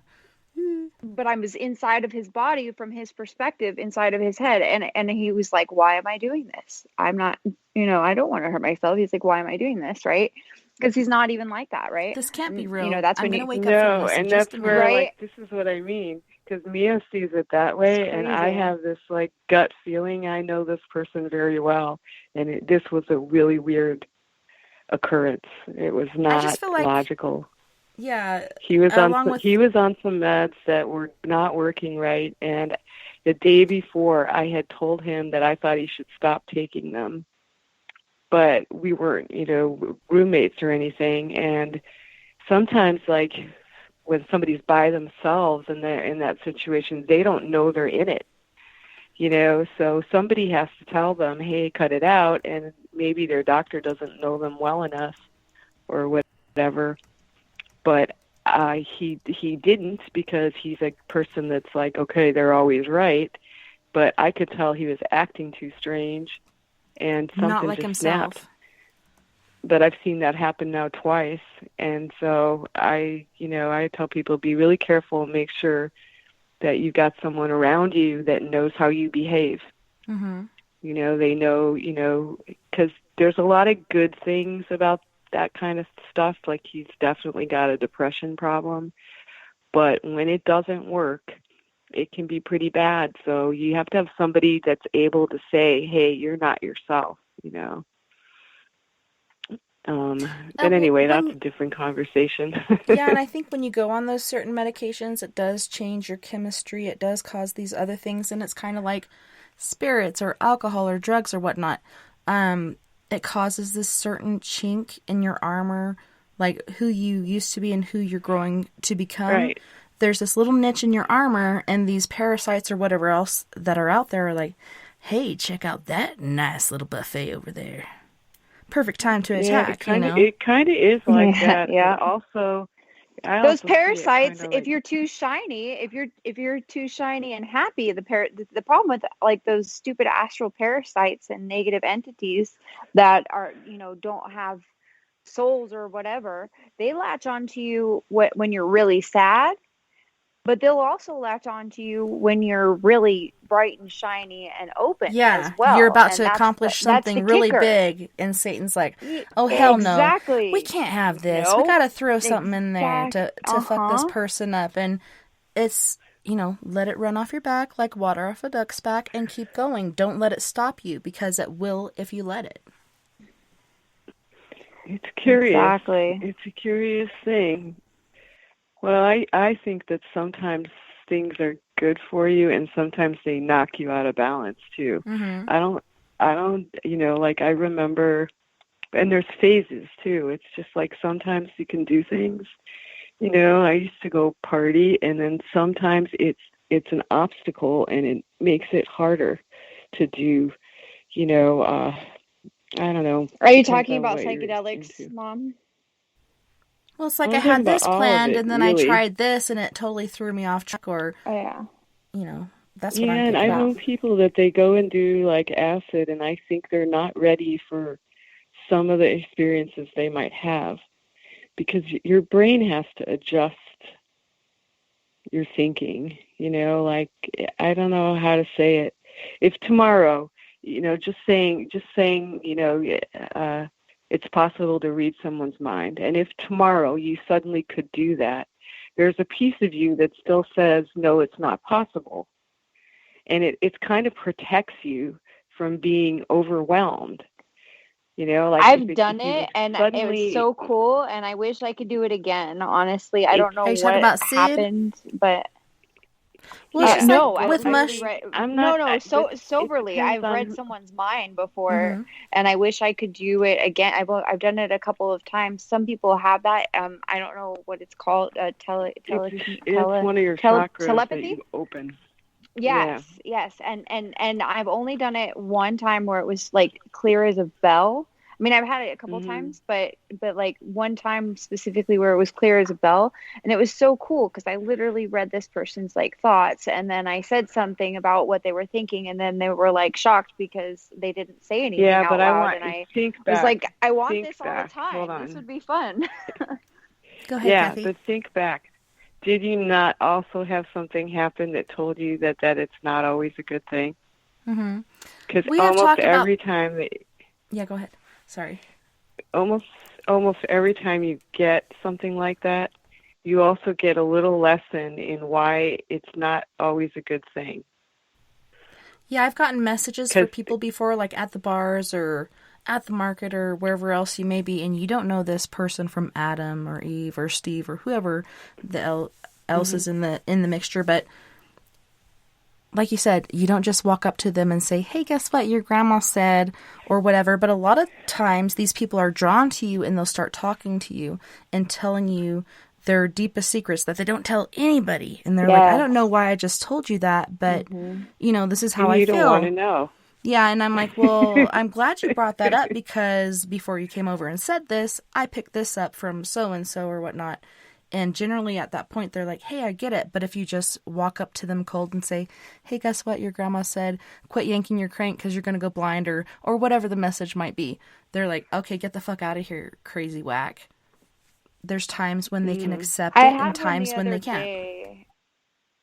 I had one the other day where I was in the store. If you could read everyone in the room, say you're at a party and you can read everyone's mind, do you know how crazy that would make you? Yeah. I mean, literally. You can't process that. Don't go it's there. Like too much. Right. Or there's like stuff that you don't want to know. And that's actually why people probably can't do it a lot of times, is because, you know, you don't really need to, and sometimes, you know, maybe they hate your guts, you know. Maybe someone's imagining like the worst thing happening. You can feel it sometimes when someone's really mad at you or whatever, but you don't always, like, all of those things, they have an upside and a downside. Oh, look at Mooney's over there raising his hand. He has something to say. It's not really an up and down side, but they have, you know, it's not black and white. It's like paths, like they can go this way or that. What are they willing to accept? What are they ready to do? Okay, Mr. Moon. Yeah. Sorry, continue. I saw your little yellow hand poking up there. Yeah, I just gotta say, see your doctor about kidney issues, okay? Because that yellow color is not healthy. You guys brought up Mia. What's your mom's name? I'm sorry. Kathy. Candy, you brought some very Kathy. Kathy, but she is sweet as candy. Oh, there you go. That makes sense. Yeah, there we go. This is Kevin or Moon, either one. You brought some great things into the conversation, and yes, you have a lot of street cred in this room, anyways, just because of who you are. Oh, thank you. Yeah, God knows what you put up with. Hey, don't talk about my girl Mia that way. I'll have to come over there and kick your ass up in between your elbows. Or one of the things I just wanted to mention on briefly is when you brought up the unknowing, we fear that so much most of the time, and one of the big things is anytime someone passes, no matter what, we always want to know what they died from, because we want to watch out for it. Morbid curiosity. Yeah, because we're afraid. Yeah, that's really true. What was that? What can I do different? And we focus too much on that, though. Yeah, because we do. Truthfully, you know, people don't die until they're ready to die, and that's exactly. Not I think it's kind of. I don't think you really die though. Energy carries on.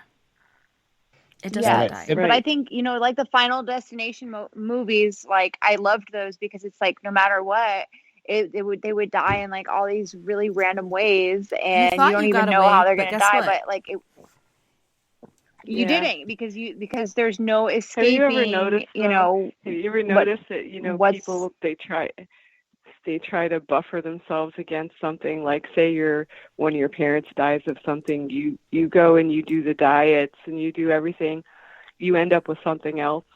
Yeah, because of stress and whatever. Always. It's toxic. Don't do it. So Tyler's mom, my friend that just passed, his mother just told me 2 days ago when I went to their house that, you know, she actually had a vision or a dream or kept having these like visions in her head of him getting into a car crash because he's one of those texter and drivers, and I've seen him do it a million times, right? And she even literally told him a few weeks back, I don't want to have to identify your body because Mom, you are I know. texting and driving. Now, I'm how okay. weird is that, though?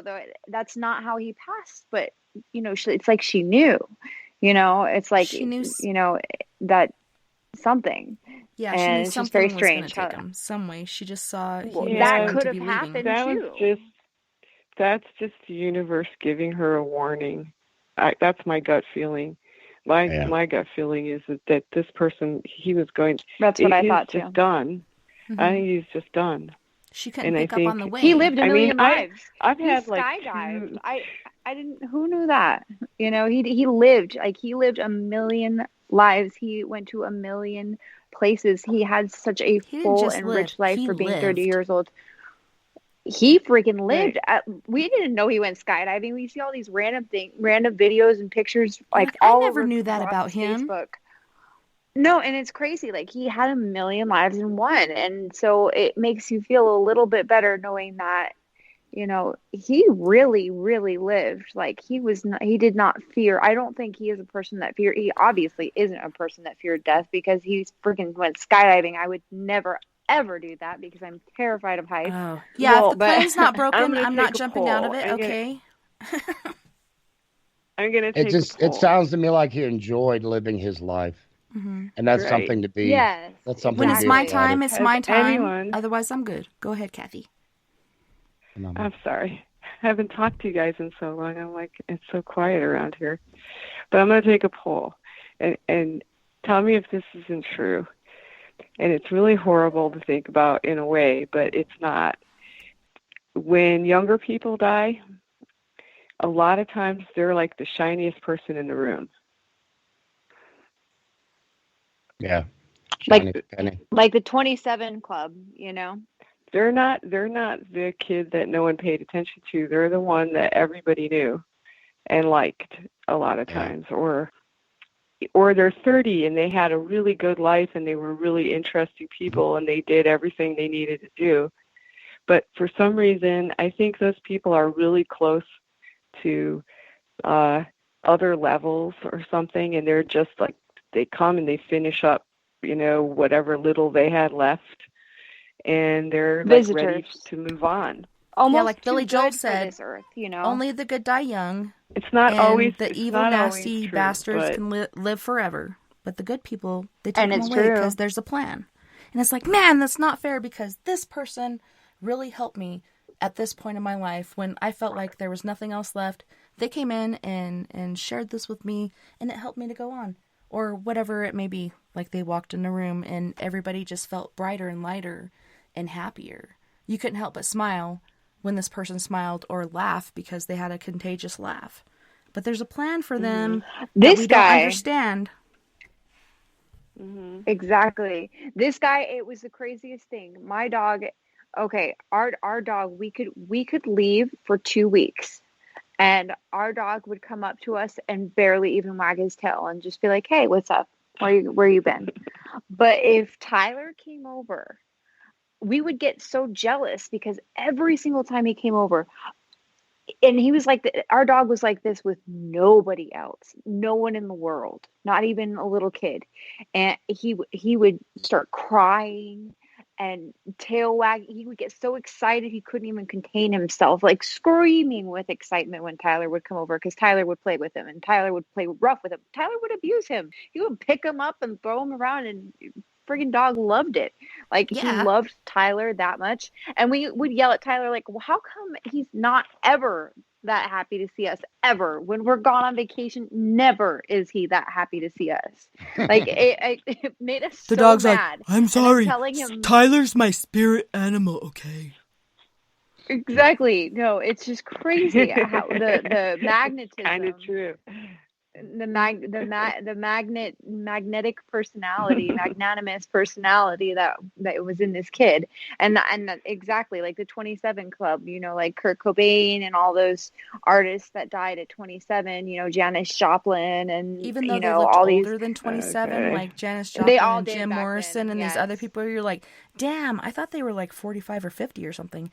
No, they were 27. Look at how they live their lives. And there's others that look younger, but 27 Club, people say and it's a even like conspiracy. Marilyn Monroe, she was not 27, but she had a very, very bright, she shined very, very brightly. I mean, she's been an icon, for everyone, and nobody really even knows why, like, for so long. Even now there are women who are famous on TikTok just by dressing and talking like Marilyn Monroe, and they're literally getting paid for that. You know what I mean?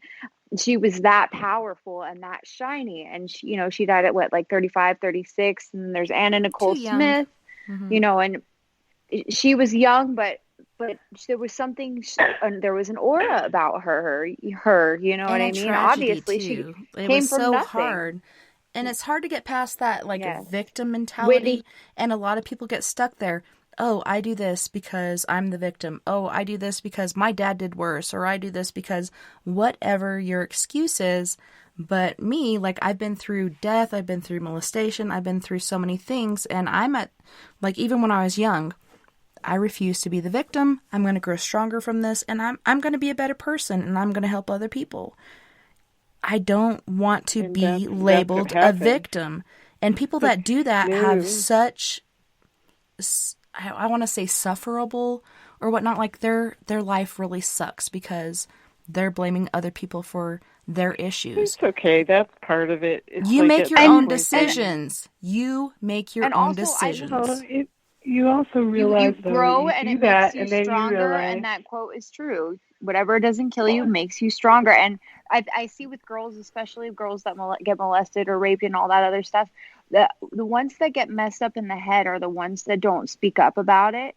Because if you don't talk about it and you hold it in your whole life, you know what I mean, to someone, anyone, or well, your even friend, still today, the cops won't do anything about it for at least like 3 to 5 years. By that time, the victim is like, hey, they're not doing anything about it. I'm not going to say anything else. Even though it happens to them a lot of times repeatedly, I'm not going to say anything again because nothing happened last time. Or look what happened to her.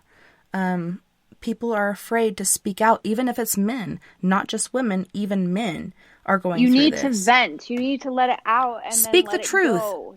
It's so like it doesn't happen to other people. It's like when you cry, you're letting go of something when you're crying. It's like it's a release. And so, like, same with speaking and expressing yourself. And I think I have a girlfriend that's very close to me that, she got messed up and became an alcoholic, and she had something happen to her, when she was young, and she never even told her friggin' mom about it. And I think that's why she's so messed up. Like, and she's not really, I mean, she's getting her act together now. She's trying, but it's been a lot harder for her because she didn't speak out. And I remember I was like the first person she ever told years after it happened. And I'm like, this, you're self-medicating, you're doing all of these other unhealthy things. Like, doesn't it feel good to just talk about it and let it out? But it's hard because of how they manipulate you. So they could say, if you say anything to anyone, I'm not going to kill you, but I'm going to kill your whole family. Or your parent or whoever it is didn't listen to you when you told them about other things. So you're like, I can't go to them with this. They didn't believe me about this. So they're definitely not going to believe me about this. So there's different standpoints. But it's really hard. Don't ever get into that argument with people about, like, whether or not where they question your mental state. My mom was really stubborn, and one thing I learned from her is that you don't let other people screw with your head. Or speak your mind. You're like, hey. Right. Well, it's what I'm saying. I don't care what they do, but I hate head games, and that's like something I'm super stubborn about, because people do need a vent. When you're like the victim of something, you need a vent. You need your friends. You need an outlet. And you don't need people around you who are like, questioning your mental state and whether or not you're telling the truth or anything like that. You just don't. And if they're doing that, then they're not really a very good friend. It's just... Yeah. And I hate to compare it to this, but it's just like in the paranormal. You see a ghost or you experience this, you tell somebody and they're like, you're crazy. Like there's so many times that people tell people things and they're like, man, you're crazy. No, I'm not. This really happened. I know I saw this. Or I know this happened. Right. To have that state where you think you're crazy, that makes it worse. The people that do that are people, I always think, I don't get into that conversation with people because I know what I thought before certain things happened. Mm-hmm. Or somebody else said something. If I would have been skeptical if someone came up to me and said, I saw a ghost, I would have been like, oh, okay. I would have been half and half, kind of. So I always think, well, they haven't seen one yet, and when they do, they'll be right there with me. It's like, okay. But I don't try to convince anybody of anything because it is kind of an unusual thing, and it scares people. And because every scary movie, it's never just like a bland ex-resident of the building that hangs out. It's your everyday Joe. Some horrible thing, or it's never that. It's something in the movies. It's a horrible thing, and I think a lot of people develop sort of fears of that to begin with. So I don't want to scare them. And like somebody was saying earlier, the fear of the unknown, and that is the scariest. Like, what's going to happen? What could happen? And that can stop a lot of people in their tracks of progression. Man, what happens if I do this? I'm not comfortable in that space. Get uncomfortable. Put yourself out there. You never know. And somebody else said it could have been the same person, could have been someone else, but life is a gift. And a lot of us don't get to be at the point that you, I, and Mia, and Mooney, and Sleepy are right now at this age. There's so many people that died young and tragically or whatnot that did not get here. And there's people that have taken their lives because of, hormonal changes or feeling desperate, feeling like you have nobody. And this seems like the best way out. Life is a gift. Treat it as such. Mm-hmm. Oh, it's hard. Especially these days. Go ahead, Moon. Yeah. I think everybody's been pretty stressed. It's time to have some comedy and some stress management, Take it away, Moon.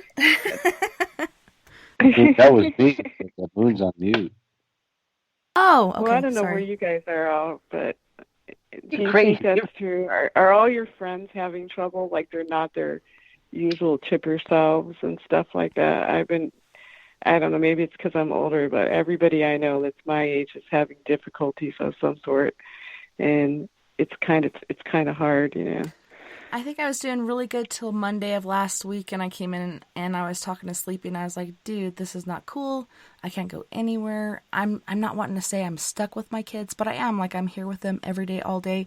I'm their teacher, their preacher, their cafeteria lady, like, whatever you need me to be. Like, I'm doing it all, and I'm stuck here because I have no wheels. Today I got a vehicle from my sister, so I can go places, but, man, I just broke down this Monday, and I was like, man, like, my life is more than this. And I'm not saying my kids' education isn't important, because it really is. But geez, I can't wait till we can have a normal everyday life again. Remember back in the day, and that was only a year ago. Everything. That must be really hard. I'm sorry, Tess, because I can understand. Because now you get to take on a whole nother job of being a teacher, and you don't get paid. And it's appreciated. Hard work. Raising kids now is hard work. You have to do an awful lot of things that used to get kind of done for you, and it's pretty. I don't even know how people are doing it. I don't.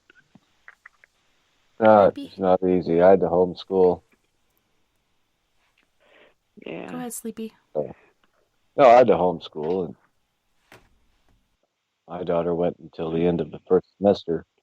Well, she went back, I think, about a month early. It was like 'cause after the first quarter, right? She went back because you did the first quarter and she went back. Yeah, she was missing her friends and stuff, and I said, and I told her what it was going to be like. I said, if you think you can handle it, go right ahead. I understand, wanting to be around your friends and stuff. It was just the online schooling that they had where she was going. It was just absolutely awful. She was just basically sitting at, up near the staff desk all day doing her homework, not even with other kids in a That's the separate best room or spot. anything. I learned that after a Yeah, while. I was I like, think- I want to be up here by the teacher because she'll pick on me to do cool shit. Yeah, No, I'm hearing a lot of this stuff with even the teachers that they don't really like. This isn't working out that well.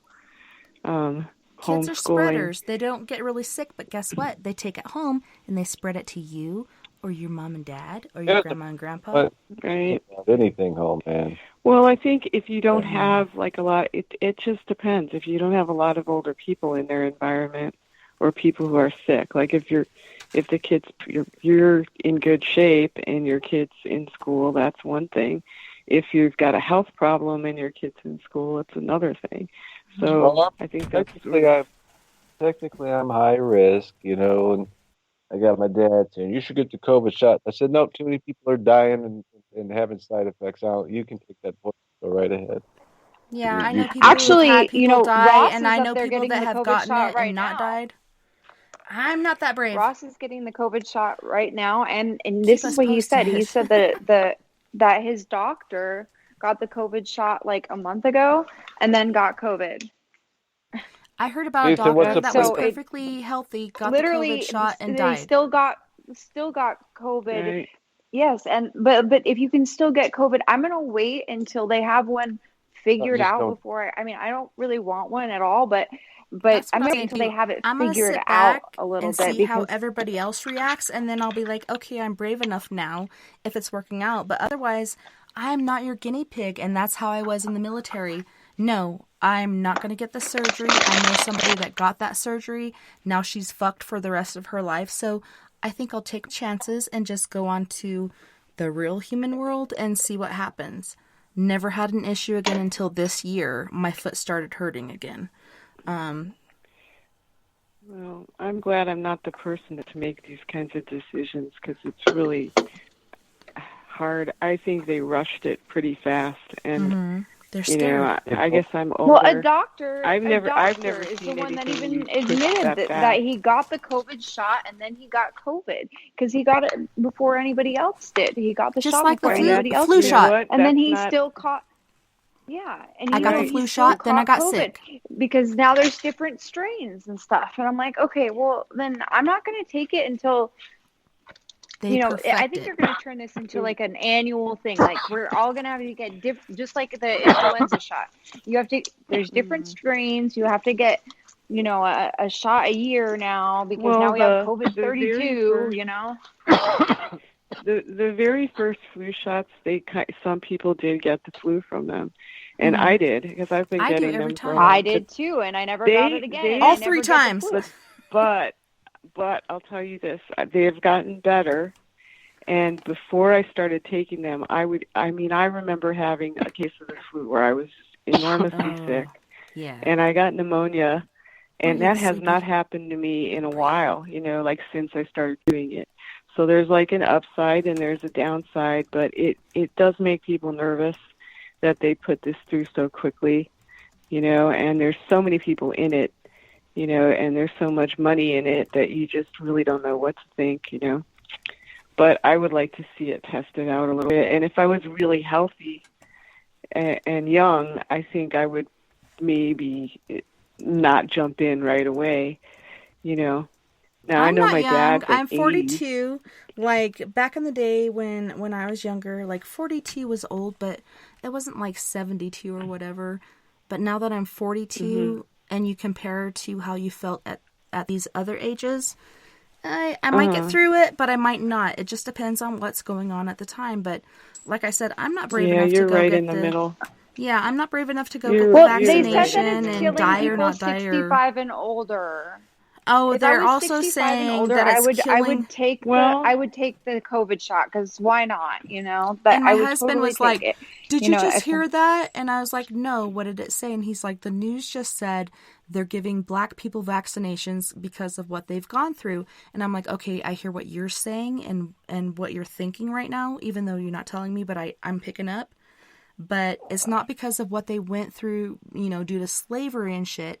As far as COVID goes, African Americans, Latinos, and other people are getting hit harder than us white privileged folks, even though I'm a mix. But they're getting hit harder, and I'm like, it's not because of slavery. It's like DNA or whatever is going on where... No, it's because statistically they live in more congested areas because their incomes are lower, and that's actually, no matter what, the most dangerous environment. That's probably a big part of it. Yeah, You know, that's but true they better too. damn well make sure that when they do the shot, that they've checked it for everyone, and they don't have any kind of, you know, research bias or any problems with it. So, you know, that's the real, to me, that's the real reason. I mean, you guys probably, I don't know if any of you are old enough, but when I was a kid, we had all kinds of things like this. I have had Did you get the measles, vaccination that left a circle and some little pokey marks in your arm? Because my adopted mom has that. My sister does. My sister had that. I think it was a measles shot. But, you know, for the most part, I think a lot of the people now aren't used to that environment, and they don't remember it, so they're more shocked by this. But we used to have, like, every spring, certain diseases would go on, and your doctor would tell you to quarantine your house, and that's what my mother would do. And lock she your would kids put in the basement. The sick kids on one, basically. My brother used to torture the shit out of me because we would both get everything. Right. Oh, God, he was awful. We'd be stuck in a room together, and, you know, if you had something itchy, he would, like, reach over and, like, he was nasty. And, you know, I have a lot of vague memories of this stuff, but it was just part of life, you know. People didn't panic. You just, if it happened, and it, like if it came into your neighborhood, for instance, you'd hear about it. You'd hear that the kids up the street have, you know, I think we had German measles is what they called it, which nobody even hears of anymore. But, and all the parents would know that it was in the area.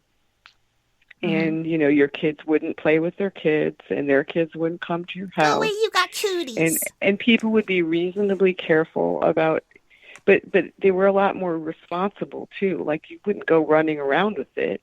You know, these were more serious than a cold. That's part of the problem with COVID, I think, is that sometimes the symptoms either aren't there, or it's so mild that people feel like going out anyway, and they don't. Yeah. But when you got those kinds of things, you knew it, and you stayed home, you know. So my cousin, she got in a corona, way that helped. Was flagged for it, got off work, had to go get groceries instead of having a family member do it. I'm going to go to Walmart. You have COVID, and you're going to Walmart. What is wrong with this picture? Right. Well, it's hard. I mean, think about it when you know, you have the sniffles and you go to work anyway. It's like our brains have been trained in a certain way. Like I was always taught, you go as long as you possibly can until you're ready to drop, and then you take a day off, you know. Yeah. But that's not the way you can think with this. With this, you have to definitely, you know, if you've got any symptoms at all, you have to pay attention. And if you do, you know, I would hope people would have manners and say, okay, I better stay home and not go to Walmart. But, you know, I don't know. I don't know what they do. Well, just like the whole mask thing, I can't remember who did it, but they said, I'm not doing this for me. I'm doing this out of respect for you, which is true, even though we still, to this day, do not know exactly how it's passed. Jim from the UK is saying, all you got to do is wash your hands and you'll never get it. But a lot of people go to the store, then they'll strip at the door basically with their upper coat, take that off, go to the bathroom, take the other stuff off, get in the shower, and then go to the family. I'm not that hardcore, but still I'm taking steps to protect my second oldest. But on that note, you guys, I want to talk some more, but we do have to go to our second music break. We got Fireline Kiss with Angel, and Mia likes this guy. He's an on-road trucker, 2 dogs, writes music in his spare time, and probably writes letters to beautiful women in prison. Then we got Cockroach from the UK with We Play House. And then, of course, Mr. Fred Johnson III with After Dark. You guys don't go anywhere. We'll be right back after this musical break.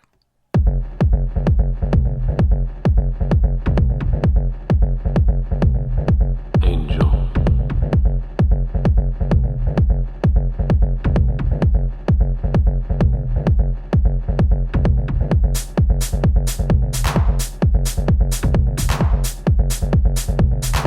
Angel.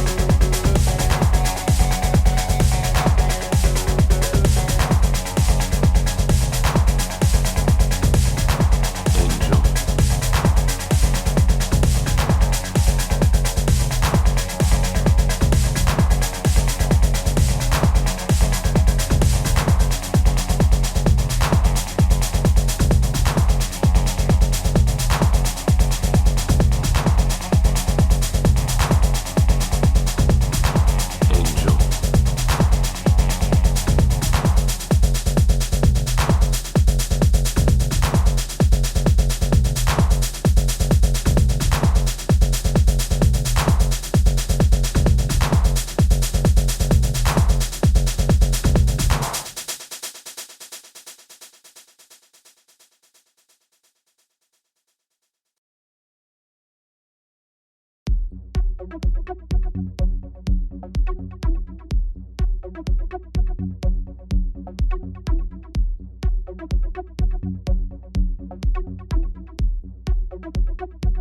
play house.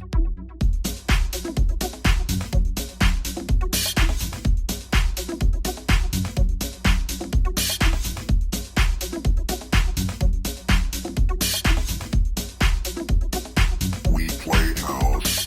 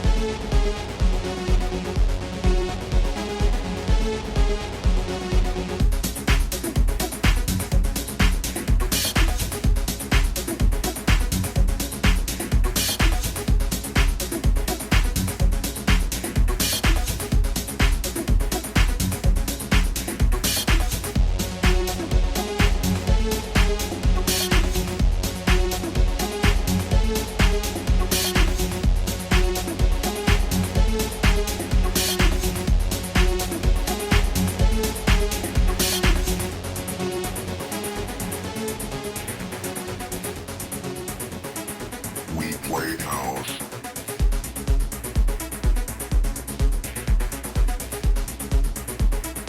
We play house.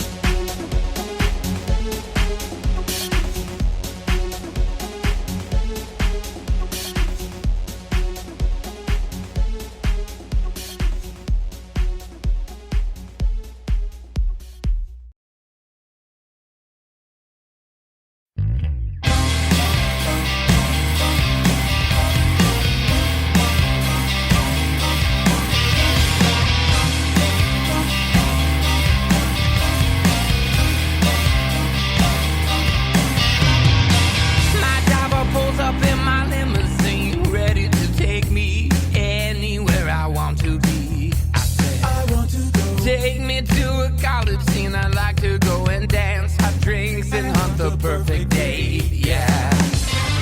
Living at the dark, I search lonely streets to find hidden shadows in the dark.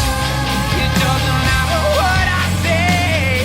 Secret homicides arranged in a series of pursuits. No matter what I say, after dark, I gave her base because she had the range. I knew she was the one that never could go home again. Plastic light by limo seats. I don't know why I can't control this urge to hurt again. Yeah. Living at the dark, I search lonely streets to find hidden shadows in the dark. It doesn't matter what I say. Chasing sinister, murder forever after. No matter what I say, after dark. Feeling ran to repugnant and fear. In hiding place with days of December. Concerning works or meshed in appendage.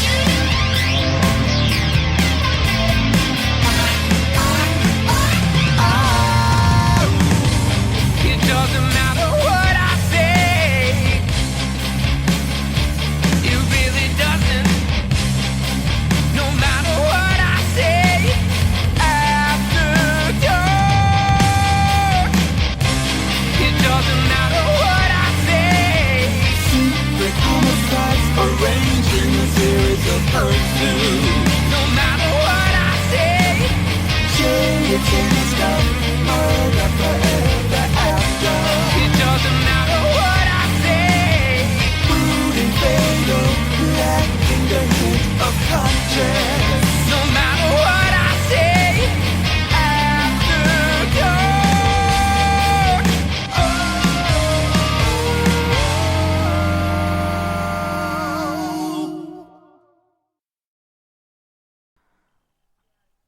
Reefer Madness! Welcome back, everyone. Welcome to We Are Paradox Media's Late Night in the Rockies. Everybody's still talking in the chat. Crazy. We're back! Say hello, everyone. Somebody should do a YouTube video of like by decades, you know, like the perspective. It would be funny. I'm telling you, it would be funny. Like progression. Well, you know, like first there's like what you're talking about was where they had those commercials and it was like really threatening. Mm-hmm. So like my parents' age, they were terrified of pot. They thought it was going to make people It's the crazy and it was, you know, horrible. So they scared the shit out of us. And of course, because we were young, we smoked tons of it. As much as we can get. Like, yeah, this, you know, They had those that's why same the commercials when I 60s was or a the kid, but 60s they or were the about 70s meth. or the 70s. Well, Well, those that's terrifying the whole meth thing. commercials that they had, and Yeah, those but those are traumatized me for life. Those are accurate. That's the thing. Hey, is that my sister? I'm pretty sure they're pretty accurate from what I can tell. Yeah, it's bad. They're like, Yeah. look at this beautiful chick before. Yeah, and but I look mean at for her 2 children years to later watch. or 5 years later. You're like, Grandma, is that you? Yeah. Mhm. When they show grandma I on a remember video. that one. I can relate to that. I remember that one. No, there was one like that. It's so terrible. Wasn't It's so there? disgusting. I'm back.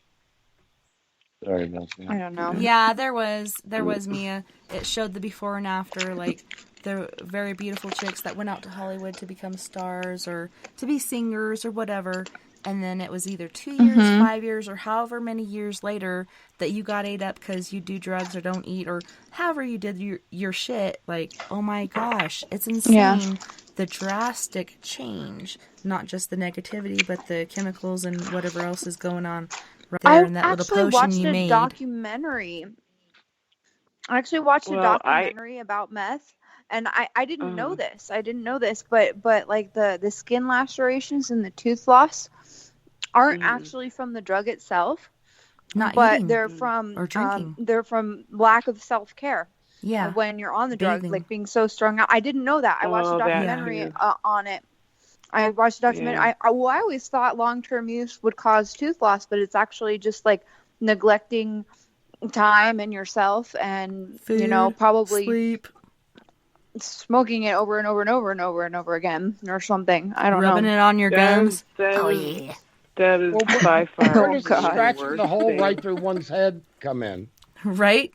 Mhm. Oh yeah, and Kathy was That- saying this when we first went on break. She's like, "Man, I feel really bad for these guys," and that's how I felt at the beginning of last hour. I was like, "Man, I really respect these guys and stuff," but the hens are clucking right now. But we'll have them in shortly. Here comes Moon. We got Sleepy too. Go ahead, Moon. Are we back on the air? Yes, indeed we are.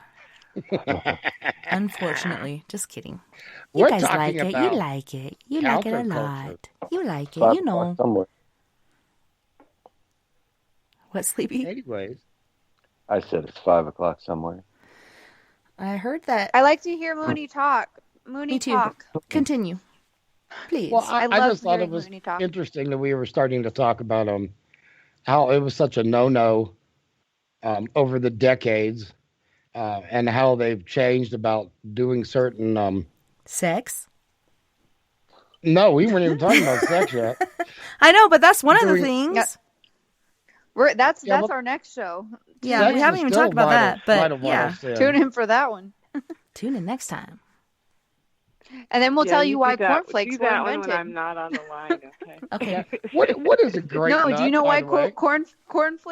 cornflakes were invented? Grape Um, nuts is ca- like by cat litter, Kellogg. but a little softer. To stop you from masturbating, supposedly. That's why cornflakes were invented. They were supposed to be like a prevention for Okay, masturbation. well, Yeah. And True story. Look it up. I feel bad Yeah. because it's another blonde thing, but my husband's ex-wife, she was blonde, and she got this puzzle, and she was super excited about it, and she was putting it together, and Sounds she's like a I blonde. can't do this. I can't do this. No matter how hard I try, I can't get the rooster. And he looks at it, and it's a box of cornflakes, and he's like, no wonder.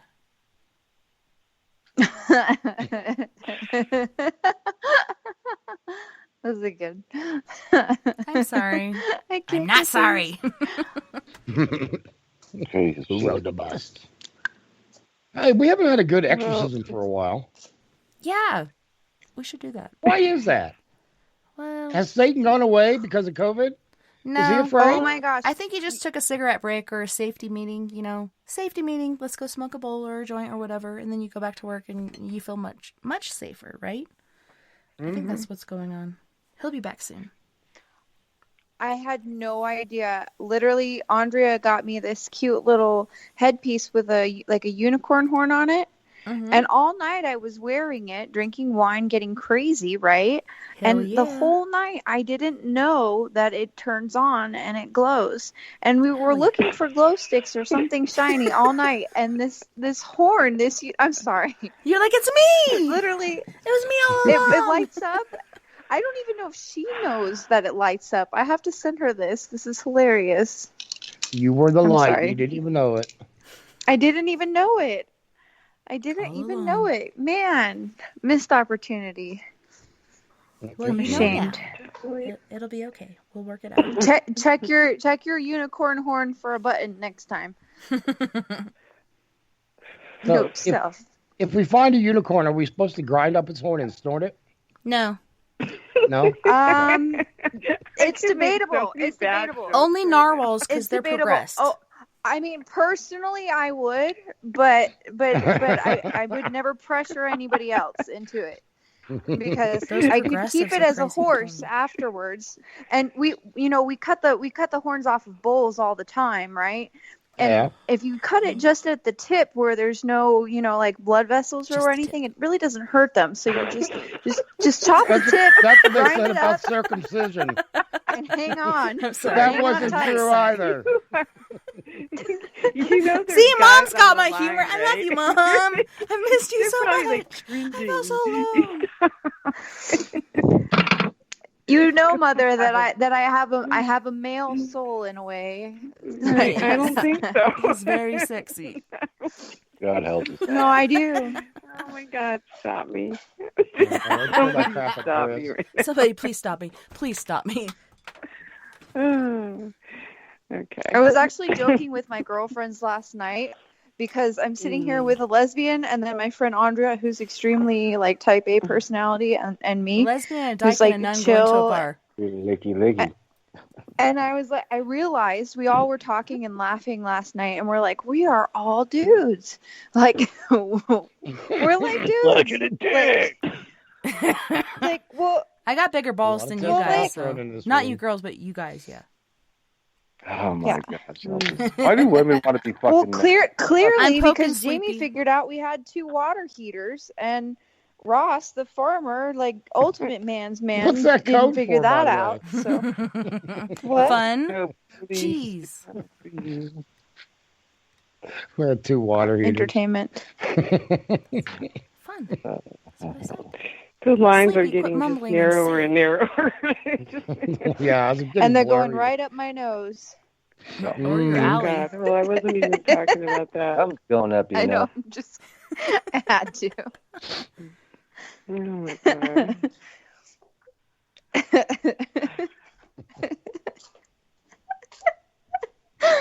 Oh my goodness, how did medicine. it come to this?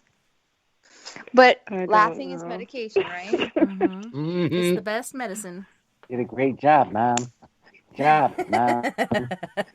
Good job, Mom. I agree. Okay. High five, Sleepy. I just messing around. Oh yeah, I think we need I lots love and lots of USP. comedy. Ooh, Find every comedy show that you know. I'm kind of and cutting that- out here. Comedy shit. I can still hear you. There's that There's too, not enough and of then that. I There's was a lot of sad stuff on television, and I think Yeah. like they, like I keep waiting for like the Beatles to return. or Very something. strange. reality TV isn't Something- fun anymore. Can we stop? John it? Lennon's alive. John Lennon has Something. risen from the grave. Hell yes. Yeah. Hey, you know what? You could probably put together a new Beatles band. I don't know. Called It's the just- Beatles. Okay, I don't know Beatles. what just happened, It's gotten too but the gloomy and strangest doomy for sounds. me. The Was it like strangest Alan's? sounds just started coming. The connection was off, and like it literally sounded like a weird, like a ghost What's that device called? The transmitter, radio Geophone or transmitter ghost thing? phone or whatever. It's like Ghost box? No, like the radio transmitter where like it's changing channels. What is it called? I thought it was a spirit box or ghost box. White noise? Ghost Where you box. can do Literally, sweep rate? it just turned into a ghost box. Like just now, like from the audio sounded like a ghost box, and I'm wondering if Tyler is here because that was something he would do. Maybe. Uh-oh. You never know. Mm-hmm. Don't be afraid. I know Sleepy. he's around it. If I had an external device, I actually, I'm getting a Tascam. I'm getting a Tascam for my music, but I'm also going to get it for other things as well. A tash cam or a dash cam? A Tascam, a voice recorder. Oh shit! Oh yeah. Yeah, I found one on OfferUp for $60 brand new in the box. They're like $150. So what's so it's just a special really about high it? quality. It's just a high quality voice recorder. Is it separate, or do you have to? Is it a computer? Or is it a software? It's hardware, not software. That's what I was gonna say. Hardware. It's I was hard. gonna make it You need a hard, tape don't recorder? we? Yeah, I wish. Let's go. Yes, Let's Mom. do this. Yes, Mom. It's a 2021 tape recorder, What? and you can put it on a floppy disk. On a floppy disk. Floppy There's disk, no what? way that we're that far into the future. Okay, I'm calling bullshit, Mia. Right now. I'm pretty convinced we're all going backwards, so I'm waiting. Floppy for a disks while. and albums will be back like next Floppy disks, yes. Those are the best. The best sound ever. A Then 8 moonshot. tracks. Floppy disks are always in style, and they're everywhere. You can slap them anywhere. Oh my god. Look, I made a mushroom. Or 5. That's what he said. Don't tempt me, because I have one. Have I'm any of thinking you about guys it. seen any good movies lately that are actually worth watching? Oh Or my god. I'm trying to remember the one. I laughed so hard like I almost peed my pants. I'll be right back with that thought. Go ahead, Sleepy. okay. I'm taking inventories. Anybody seen any good movies lately that are worth seeing? Well, other than Cool Hand Luke, like a recent one, I'm trying to think. I saw without going on Netflix to jog my memory. Netflix on Netflix. Good idea. Yes. Yeah, they I have saw a lot of stuff good on stuff. Netflix. People don't even see the same The movies Devil's anymore. Double. It's like You really- guys have to watch. You have to watch The Devil's Double. That was a Okay. really good movie. If you haven't, it's about Saddam Hussein's son's body double, and it's a real story, and it's excellent. It's a Cheeky really little good bastards. movie. It's actually kind of funny, because his son, Saddam Hussein's son, was kind of a partier, right? And so like his Wanker. body double gets all these girls and has all these cars, but like he's forced to be his body double. He doesn't have a choice. It's because he looks somewhat like him. They made him get plastic surgery and everything. God, did that suck? No, it's crazy. It's crazy. But he got away. And he went to, I think, Scotland, Really? and he told Scotland, his story, yes. and they made a movie about it. But the actor does a really good job. It's called The Devil's Double. It's a really good movie. I It's think that's actually where they kind of put all the funny. world's It sounds secrets is in terrible, but it's kind of funny. I'm gonna I saw that, but I didn't know what it was about, so I didn't watch it. So I'm gonna check that out. Yeah, It was way better than expected. It was. I way actually better than heard that expected. story. Now that you mention it, I heard that story somewhere a long time ago. He did have a double. And there's great right? music. Yeah. Well, so did Saddam Hussein, but his son had Udom, I think was God, his what a son's name. lousy. Hussein. How would? No, it's a great movie, though. Looked like somebody like horrible. No, but But- Udom and But he Kusei? got lavished. He got lavished with riches and bitches. Oh yeah. And it was Boats the and 1980s too. Boats and hoes. And so the music for the movie, He was even though the like- movie's recent, the music's He was a fantastic. target It's 80s for music. like everybody. He was walking around a target for everybody. It's so funny. There's like a scene with Saddam Hussein like playing tennis with his double, and stuff like that. It's a fantastic movie. What about It's got everything. on South and the Park actor where does Saddam such a good Hussein job. was Satan's bitch? Oh, that was Oh, yeah. Oh yeah, I think I've seen Yeah, that but one. Saddam Hussein was like, blah, blah, blah, blah, blah. Give me this, that, and that. And Satan's like, okay, honey. I don't know. It was just really Yep, I remember that one. weird. But they had Saddam down pretty good. I was like, hell yeah. So you like horror movies usually, right, Em? Mm-hmm. I go to sleep to That's your those. favorite. Yes. Well, Yeah. what actually my favorite are thrillers, because or like cheesy B horror movies that are so bad that they're funny, Clowns from space. Oh heck yeah, Killer Clowns from Outer Space. Mm-hmm. You know what's up. Try Toon Terror or Terror of the Toons. It's either Toon Terror or Terror of the Toons. It's like somewhere between the worst B horror movie you've ever seen in your life and a porno. And it's amazing. Yeah. I saw it at my crackhead neighbor's house when I was a kid, and then I couldn't find it again anywhere. Crackheads are smart sometimes. You got to take notes, man. No. Because you might never find it again. They do know how to pick movies. I will tell you that. And they do have great taste and in still movies. This is what you get for free right here. Pay attention real quick now. They actually weren't crackheads. They were kind of remember Destiny, Mom? Destiny's parents. My crackhead neighbor used to always bring me Tyson chicken. They were actually, I think, like Hell's Angel tweakers, but they had great movies. I respect. And I loved that movie when I was a kid. I don't know who you mean, but okay. Destiny's parents, Destiny and Austin. Oh! I always wonder where they're at. Yeah, I rode Destiny's by a couple houses. Good, I think. Yeah. Remember when I think they had a lab or something and it blew up? No, poor dog. No. That's not what happened. My lab's on fire. They were selling. No, they were selling guns. But the house did catch on fire at some point in time.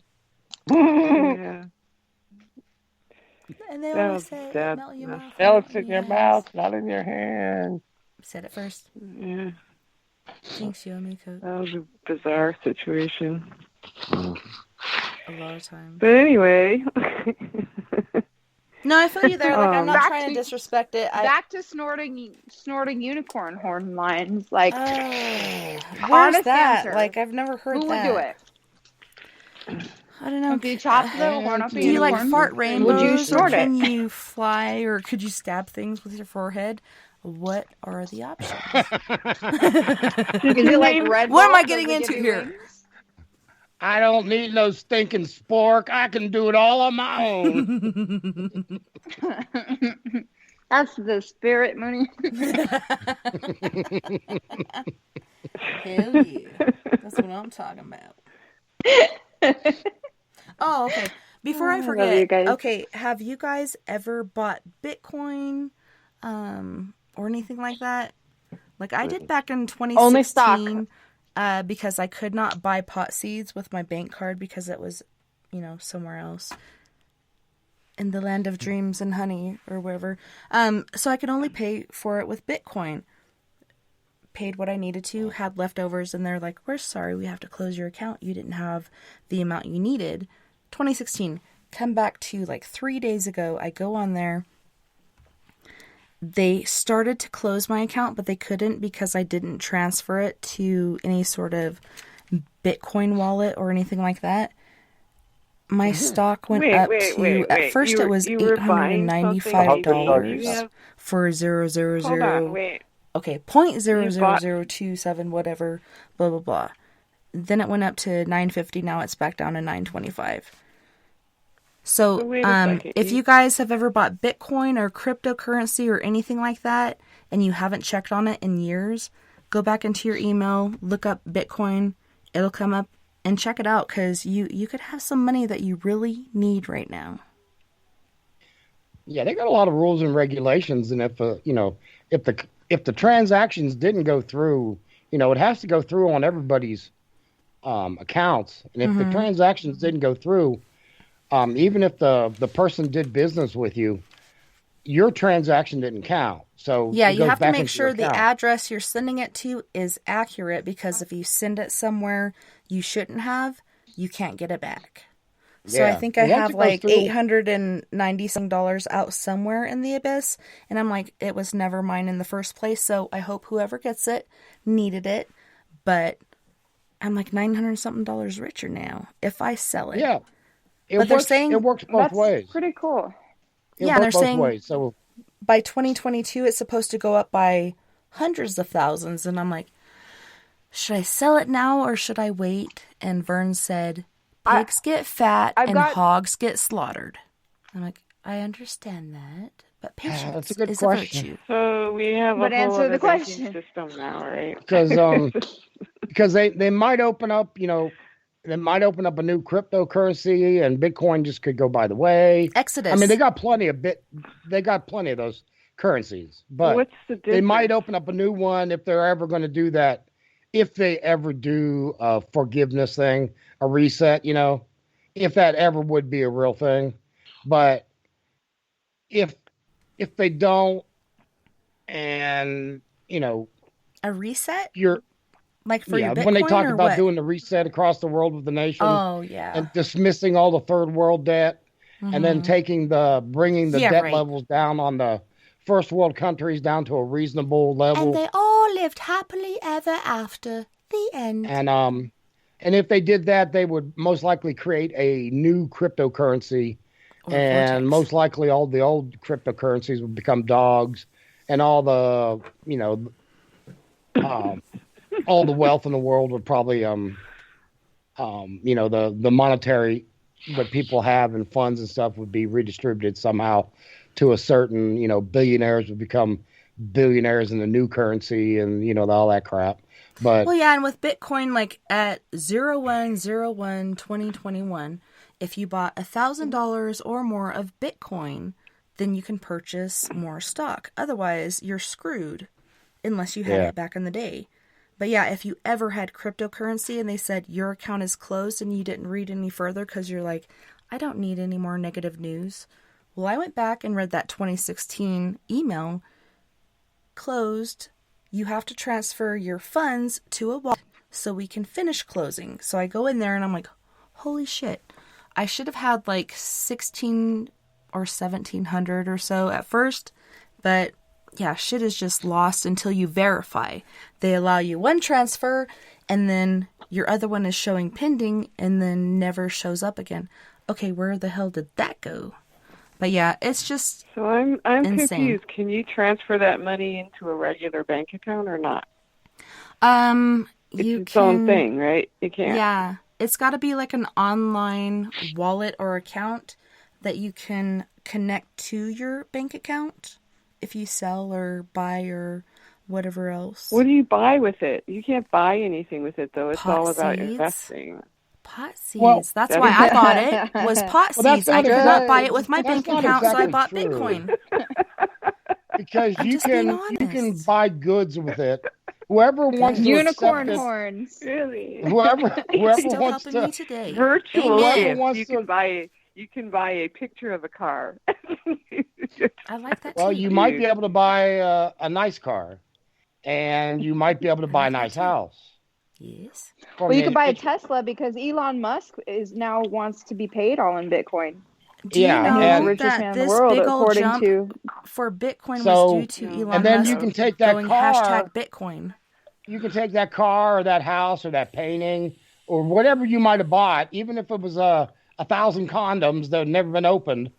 You can take those items and resell them for cash. Okay, so I'm thinking That's of what my I wanna beautiful do. sister Sandra right now, and I'm thinking if I were Elon Musk and I went hashtag anal bleaching, would that stock go up too? Well, no matter what he touches, he's going to get an interest in it. So he's one of those people that, but the salons would be magical, isn't it? yeah. It scares me. I'm So- afraid. So if you're able to buy any goods with your me too. Bitcoin that are easily transferable into cash. Things like real Rolexes, and certain kinds of watches, certain kinds of jewelry, certain kinds of commodities that are exchangeable for cash Kevin, easily. are you talking without about a like large- black market stuff? It's probably just Just kidding. online businesses, right? That don't have a storefront. And You can buy overseas, stuff. like They overseas. can be anything And- that anybody wants to be. It doesn't have to be an online thing. Well, the bank is scared. The bank anybody is can like, I accept- don't want to touch that. Well, I need some haven't- verification. I'm a pretty simple person, so if I just go to the store and I wanted to pay them in Bitcoin, I don't think they would. Well, it let depends me. on what. If the store They- decides that they're taking Bitcoins, Yeah. then they're taking Bitcoin. What is the other it's up app to that them. they do? PayPal? There's I don't something think else. any of them around here. I don't know. Yeah, it's pretty big. I don't use it because Do you I'm remember when watching nobody and took waiting. PayPal? Yeah, it took me a while to do that too. I like it except for fees. Now it's Venmo, or you can do Facebook or other things like that and not fee. So you got to kind of So- like pick and choose. So, and it's the same way. It's the same way with the cryptocurrencies.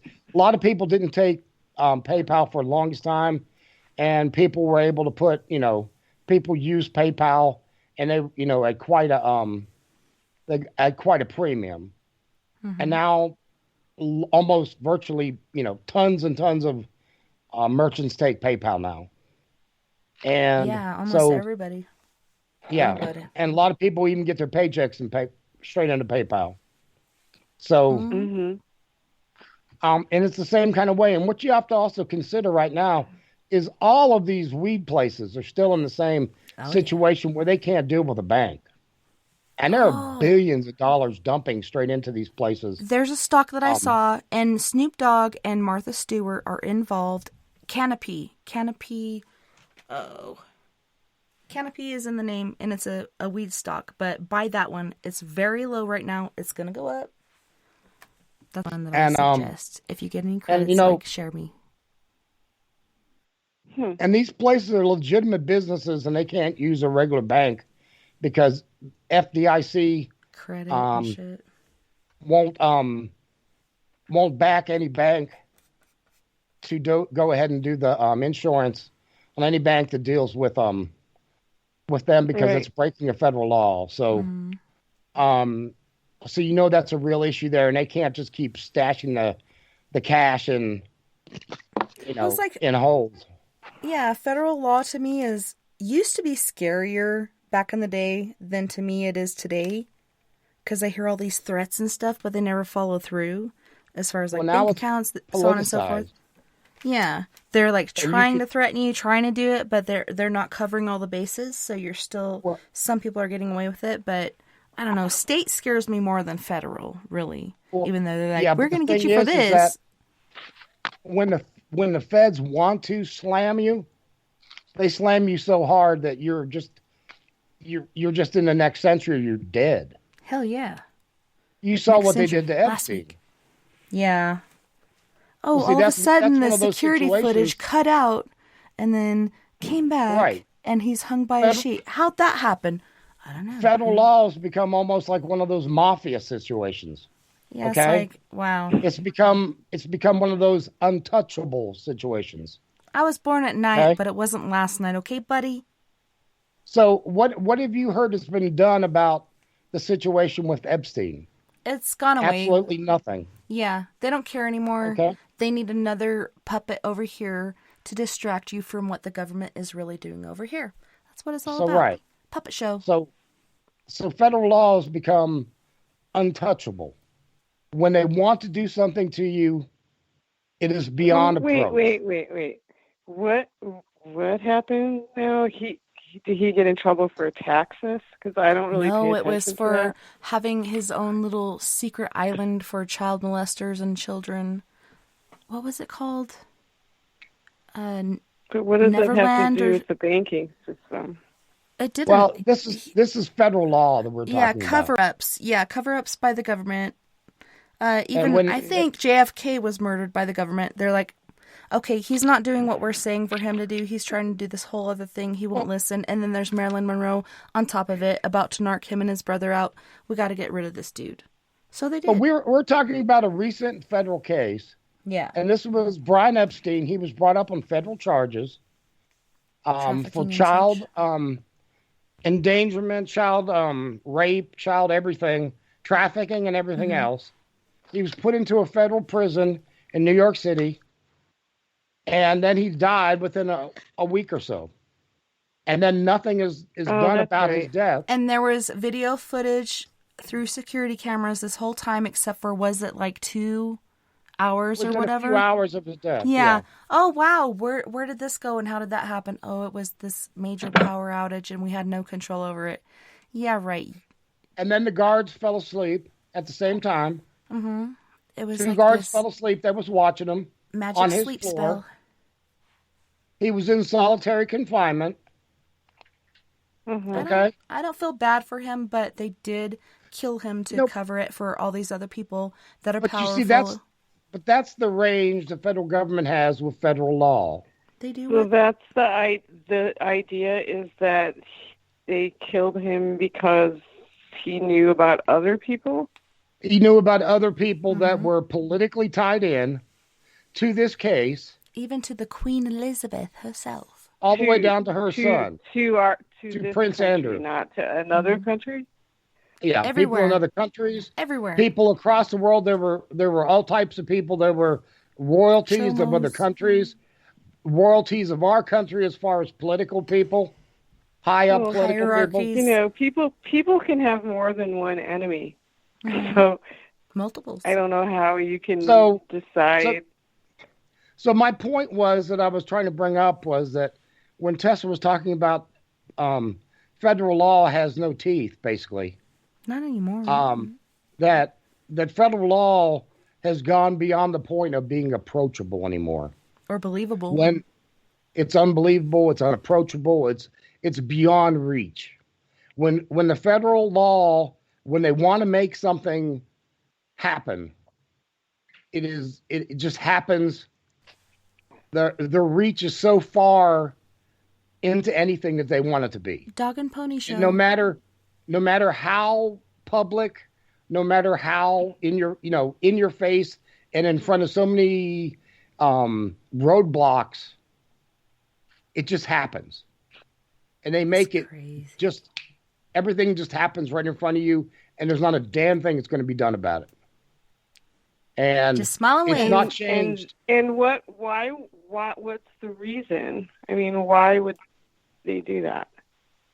Well, it's just to go ahead and cover up their so they can do what they want to do. It's to cover up political issues and cover up international affairs and cover up everything right down the list. I mean, it's just one of those things. You got to cover up this shit, or we're going to expose. Other countries will expose what stuff we do internationally and all kinds of other stuff.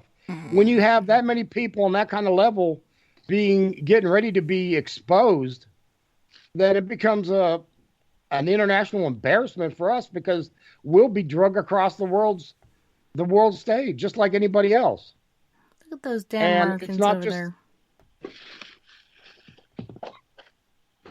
So it's one of those things when the American government needs to do something, it happens, and it happens without. It's just like an op, and it happens, and it doesn't. It's made to happen, and it doesn't matter what you care about it. It just happens. Play. Yeah, it's going to happen right in front of your eyes, and it doesn't matter what you want to do about it. It's not going to make a difference. Well, you can do things to make change. I don't understand what the motivation would be, though, because he's already in jail, right? He's in jail, and so he's going to face anything.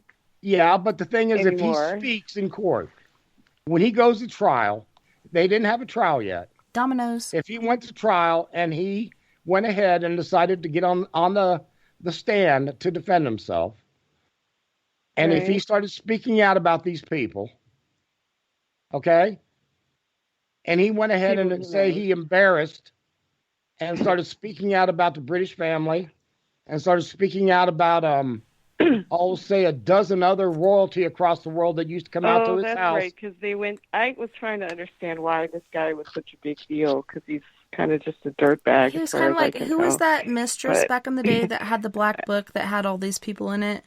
Right. Heidi whatever. Heidi, Same thing, but this is the guy with the black book to all the chomos and shit.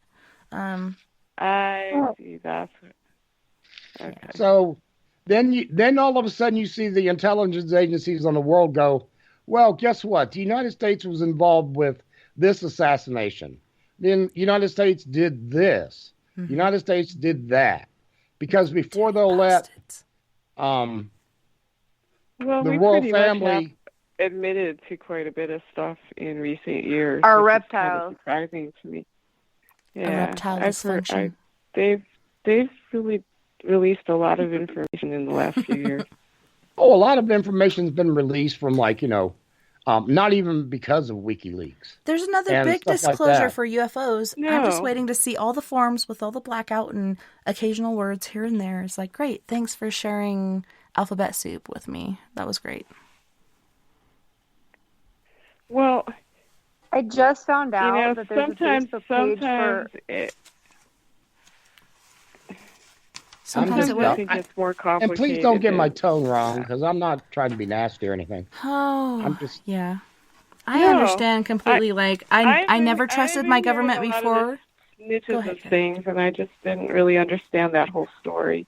I just heard snitches about it, and I kept wondering why it was such a big deal. See, Mama, I mean, I'm not crazy, and all of the conspiracy stuff that I talk about is a lot of it is backed up with that. Yeah. No, when I start talking about these types of things, you shut me up. Fact is stranger than lot. fiction, but you guys, we are at the last 2 minutes and 30 seconds of our time.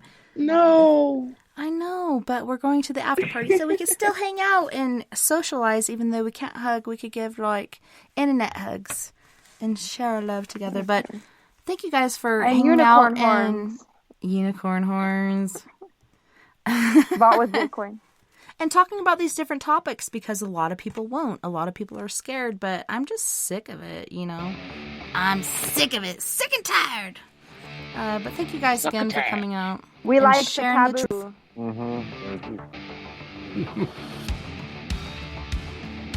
Thank you for having me. Thanks, Mooney. Yeah, thank you, Tess. It's been really fun. I'm glad you finally made it in, Kathy. I was like, oh my gosh. Yay. I'm sorry I missed the other times. I've been meaning to get back to you. It's been busy and boring.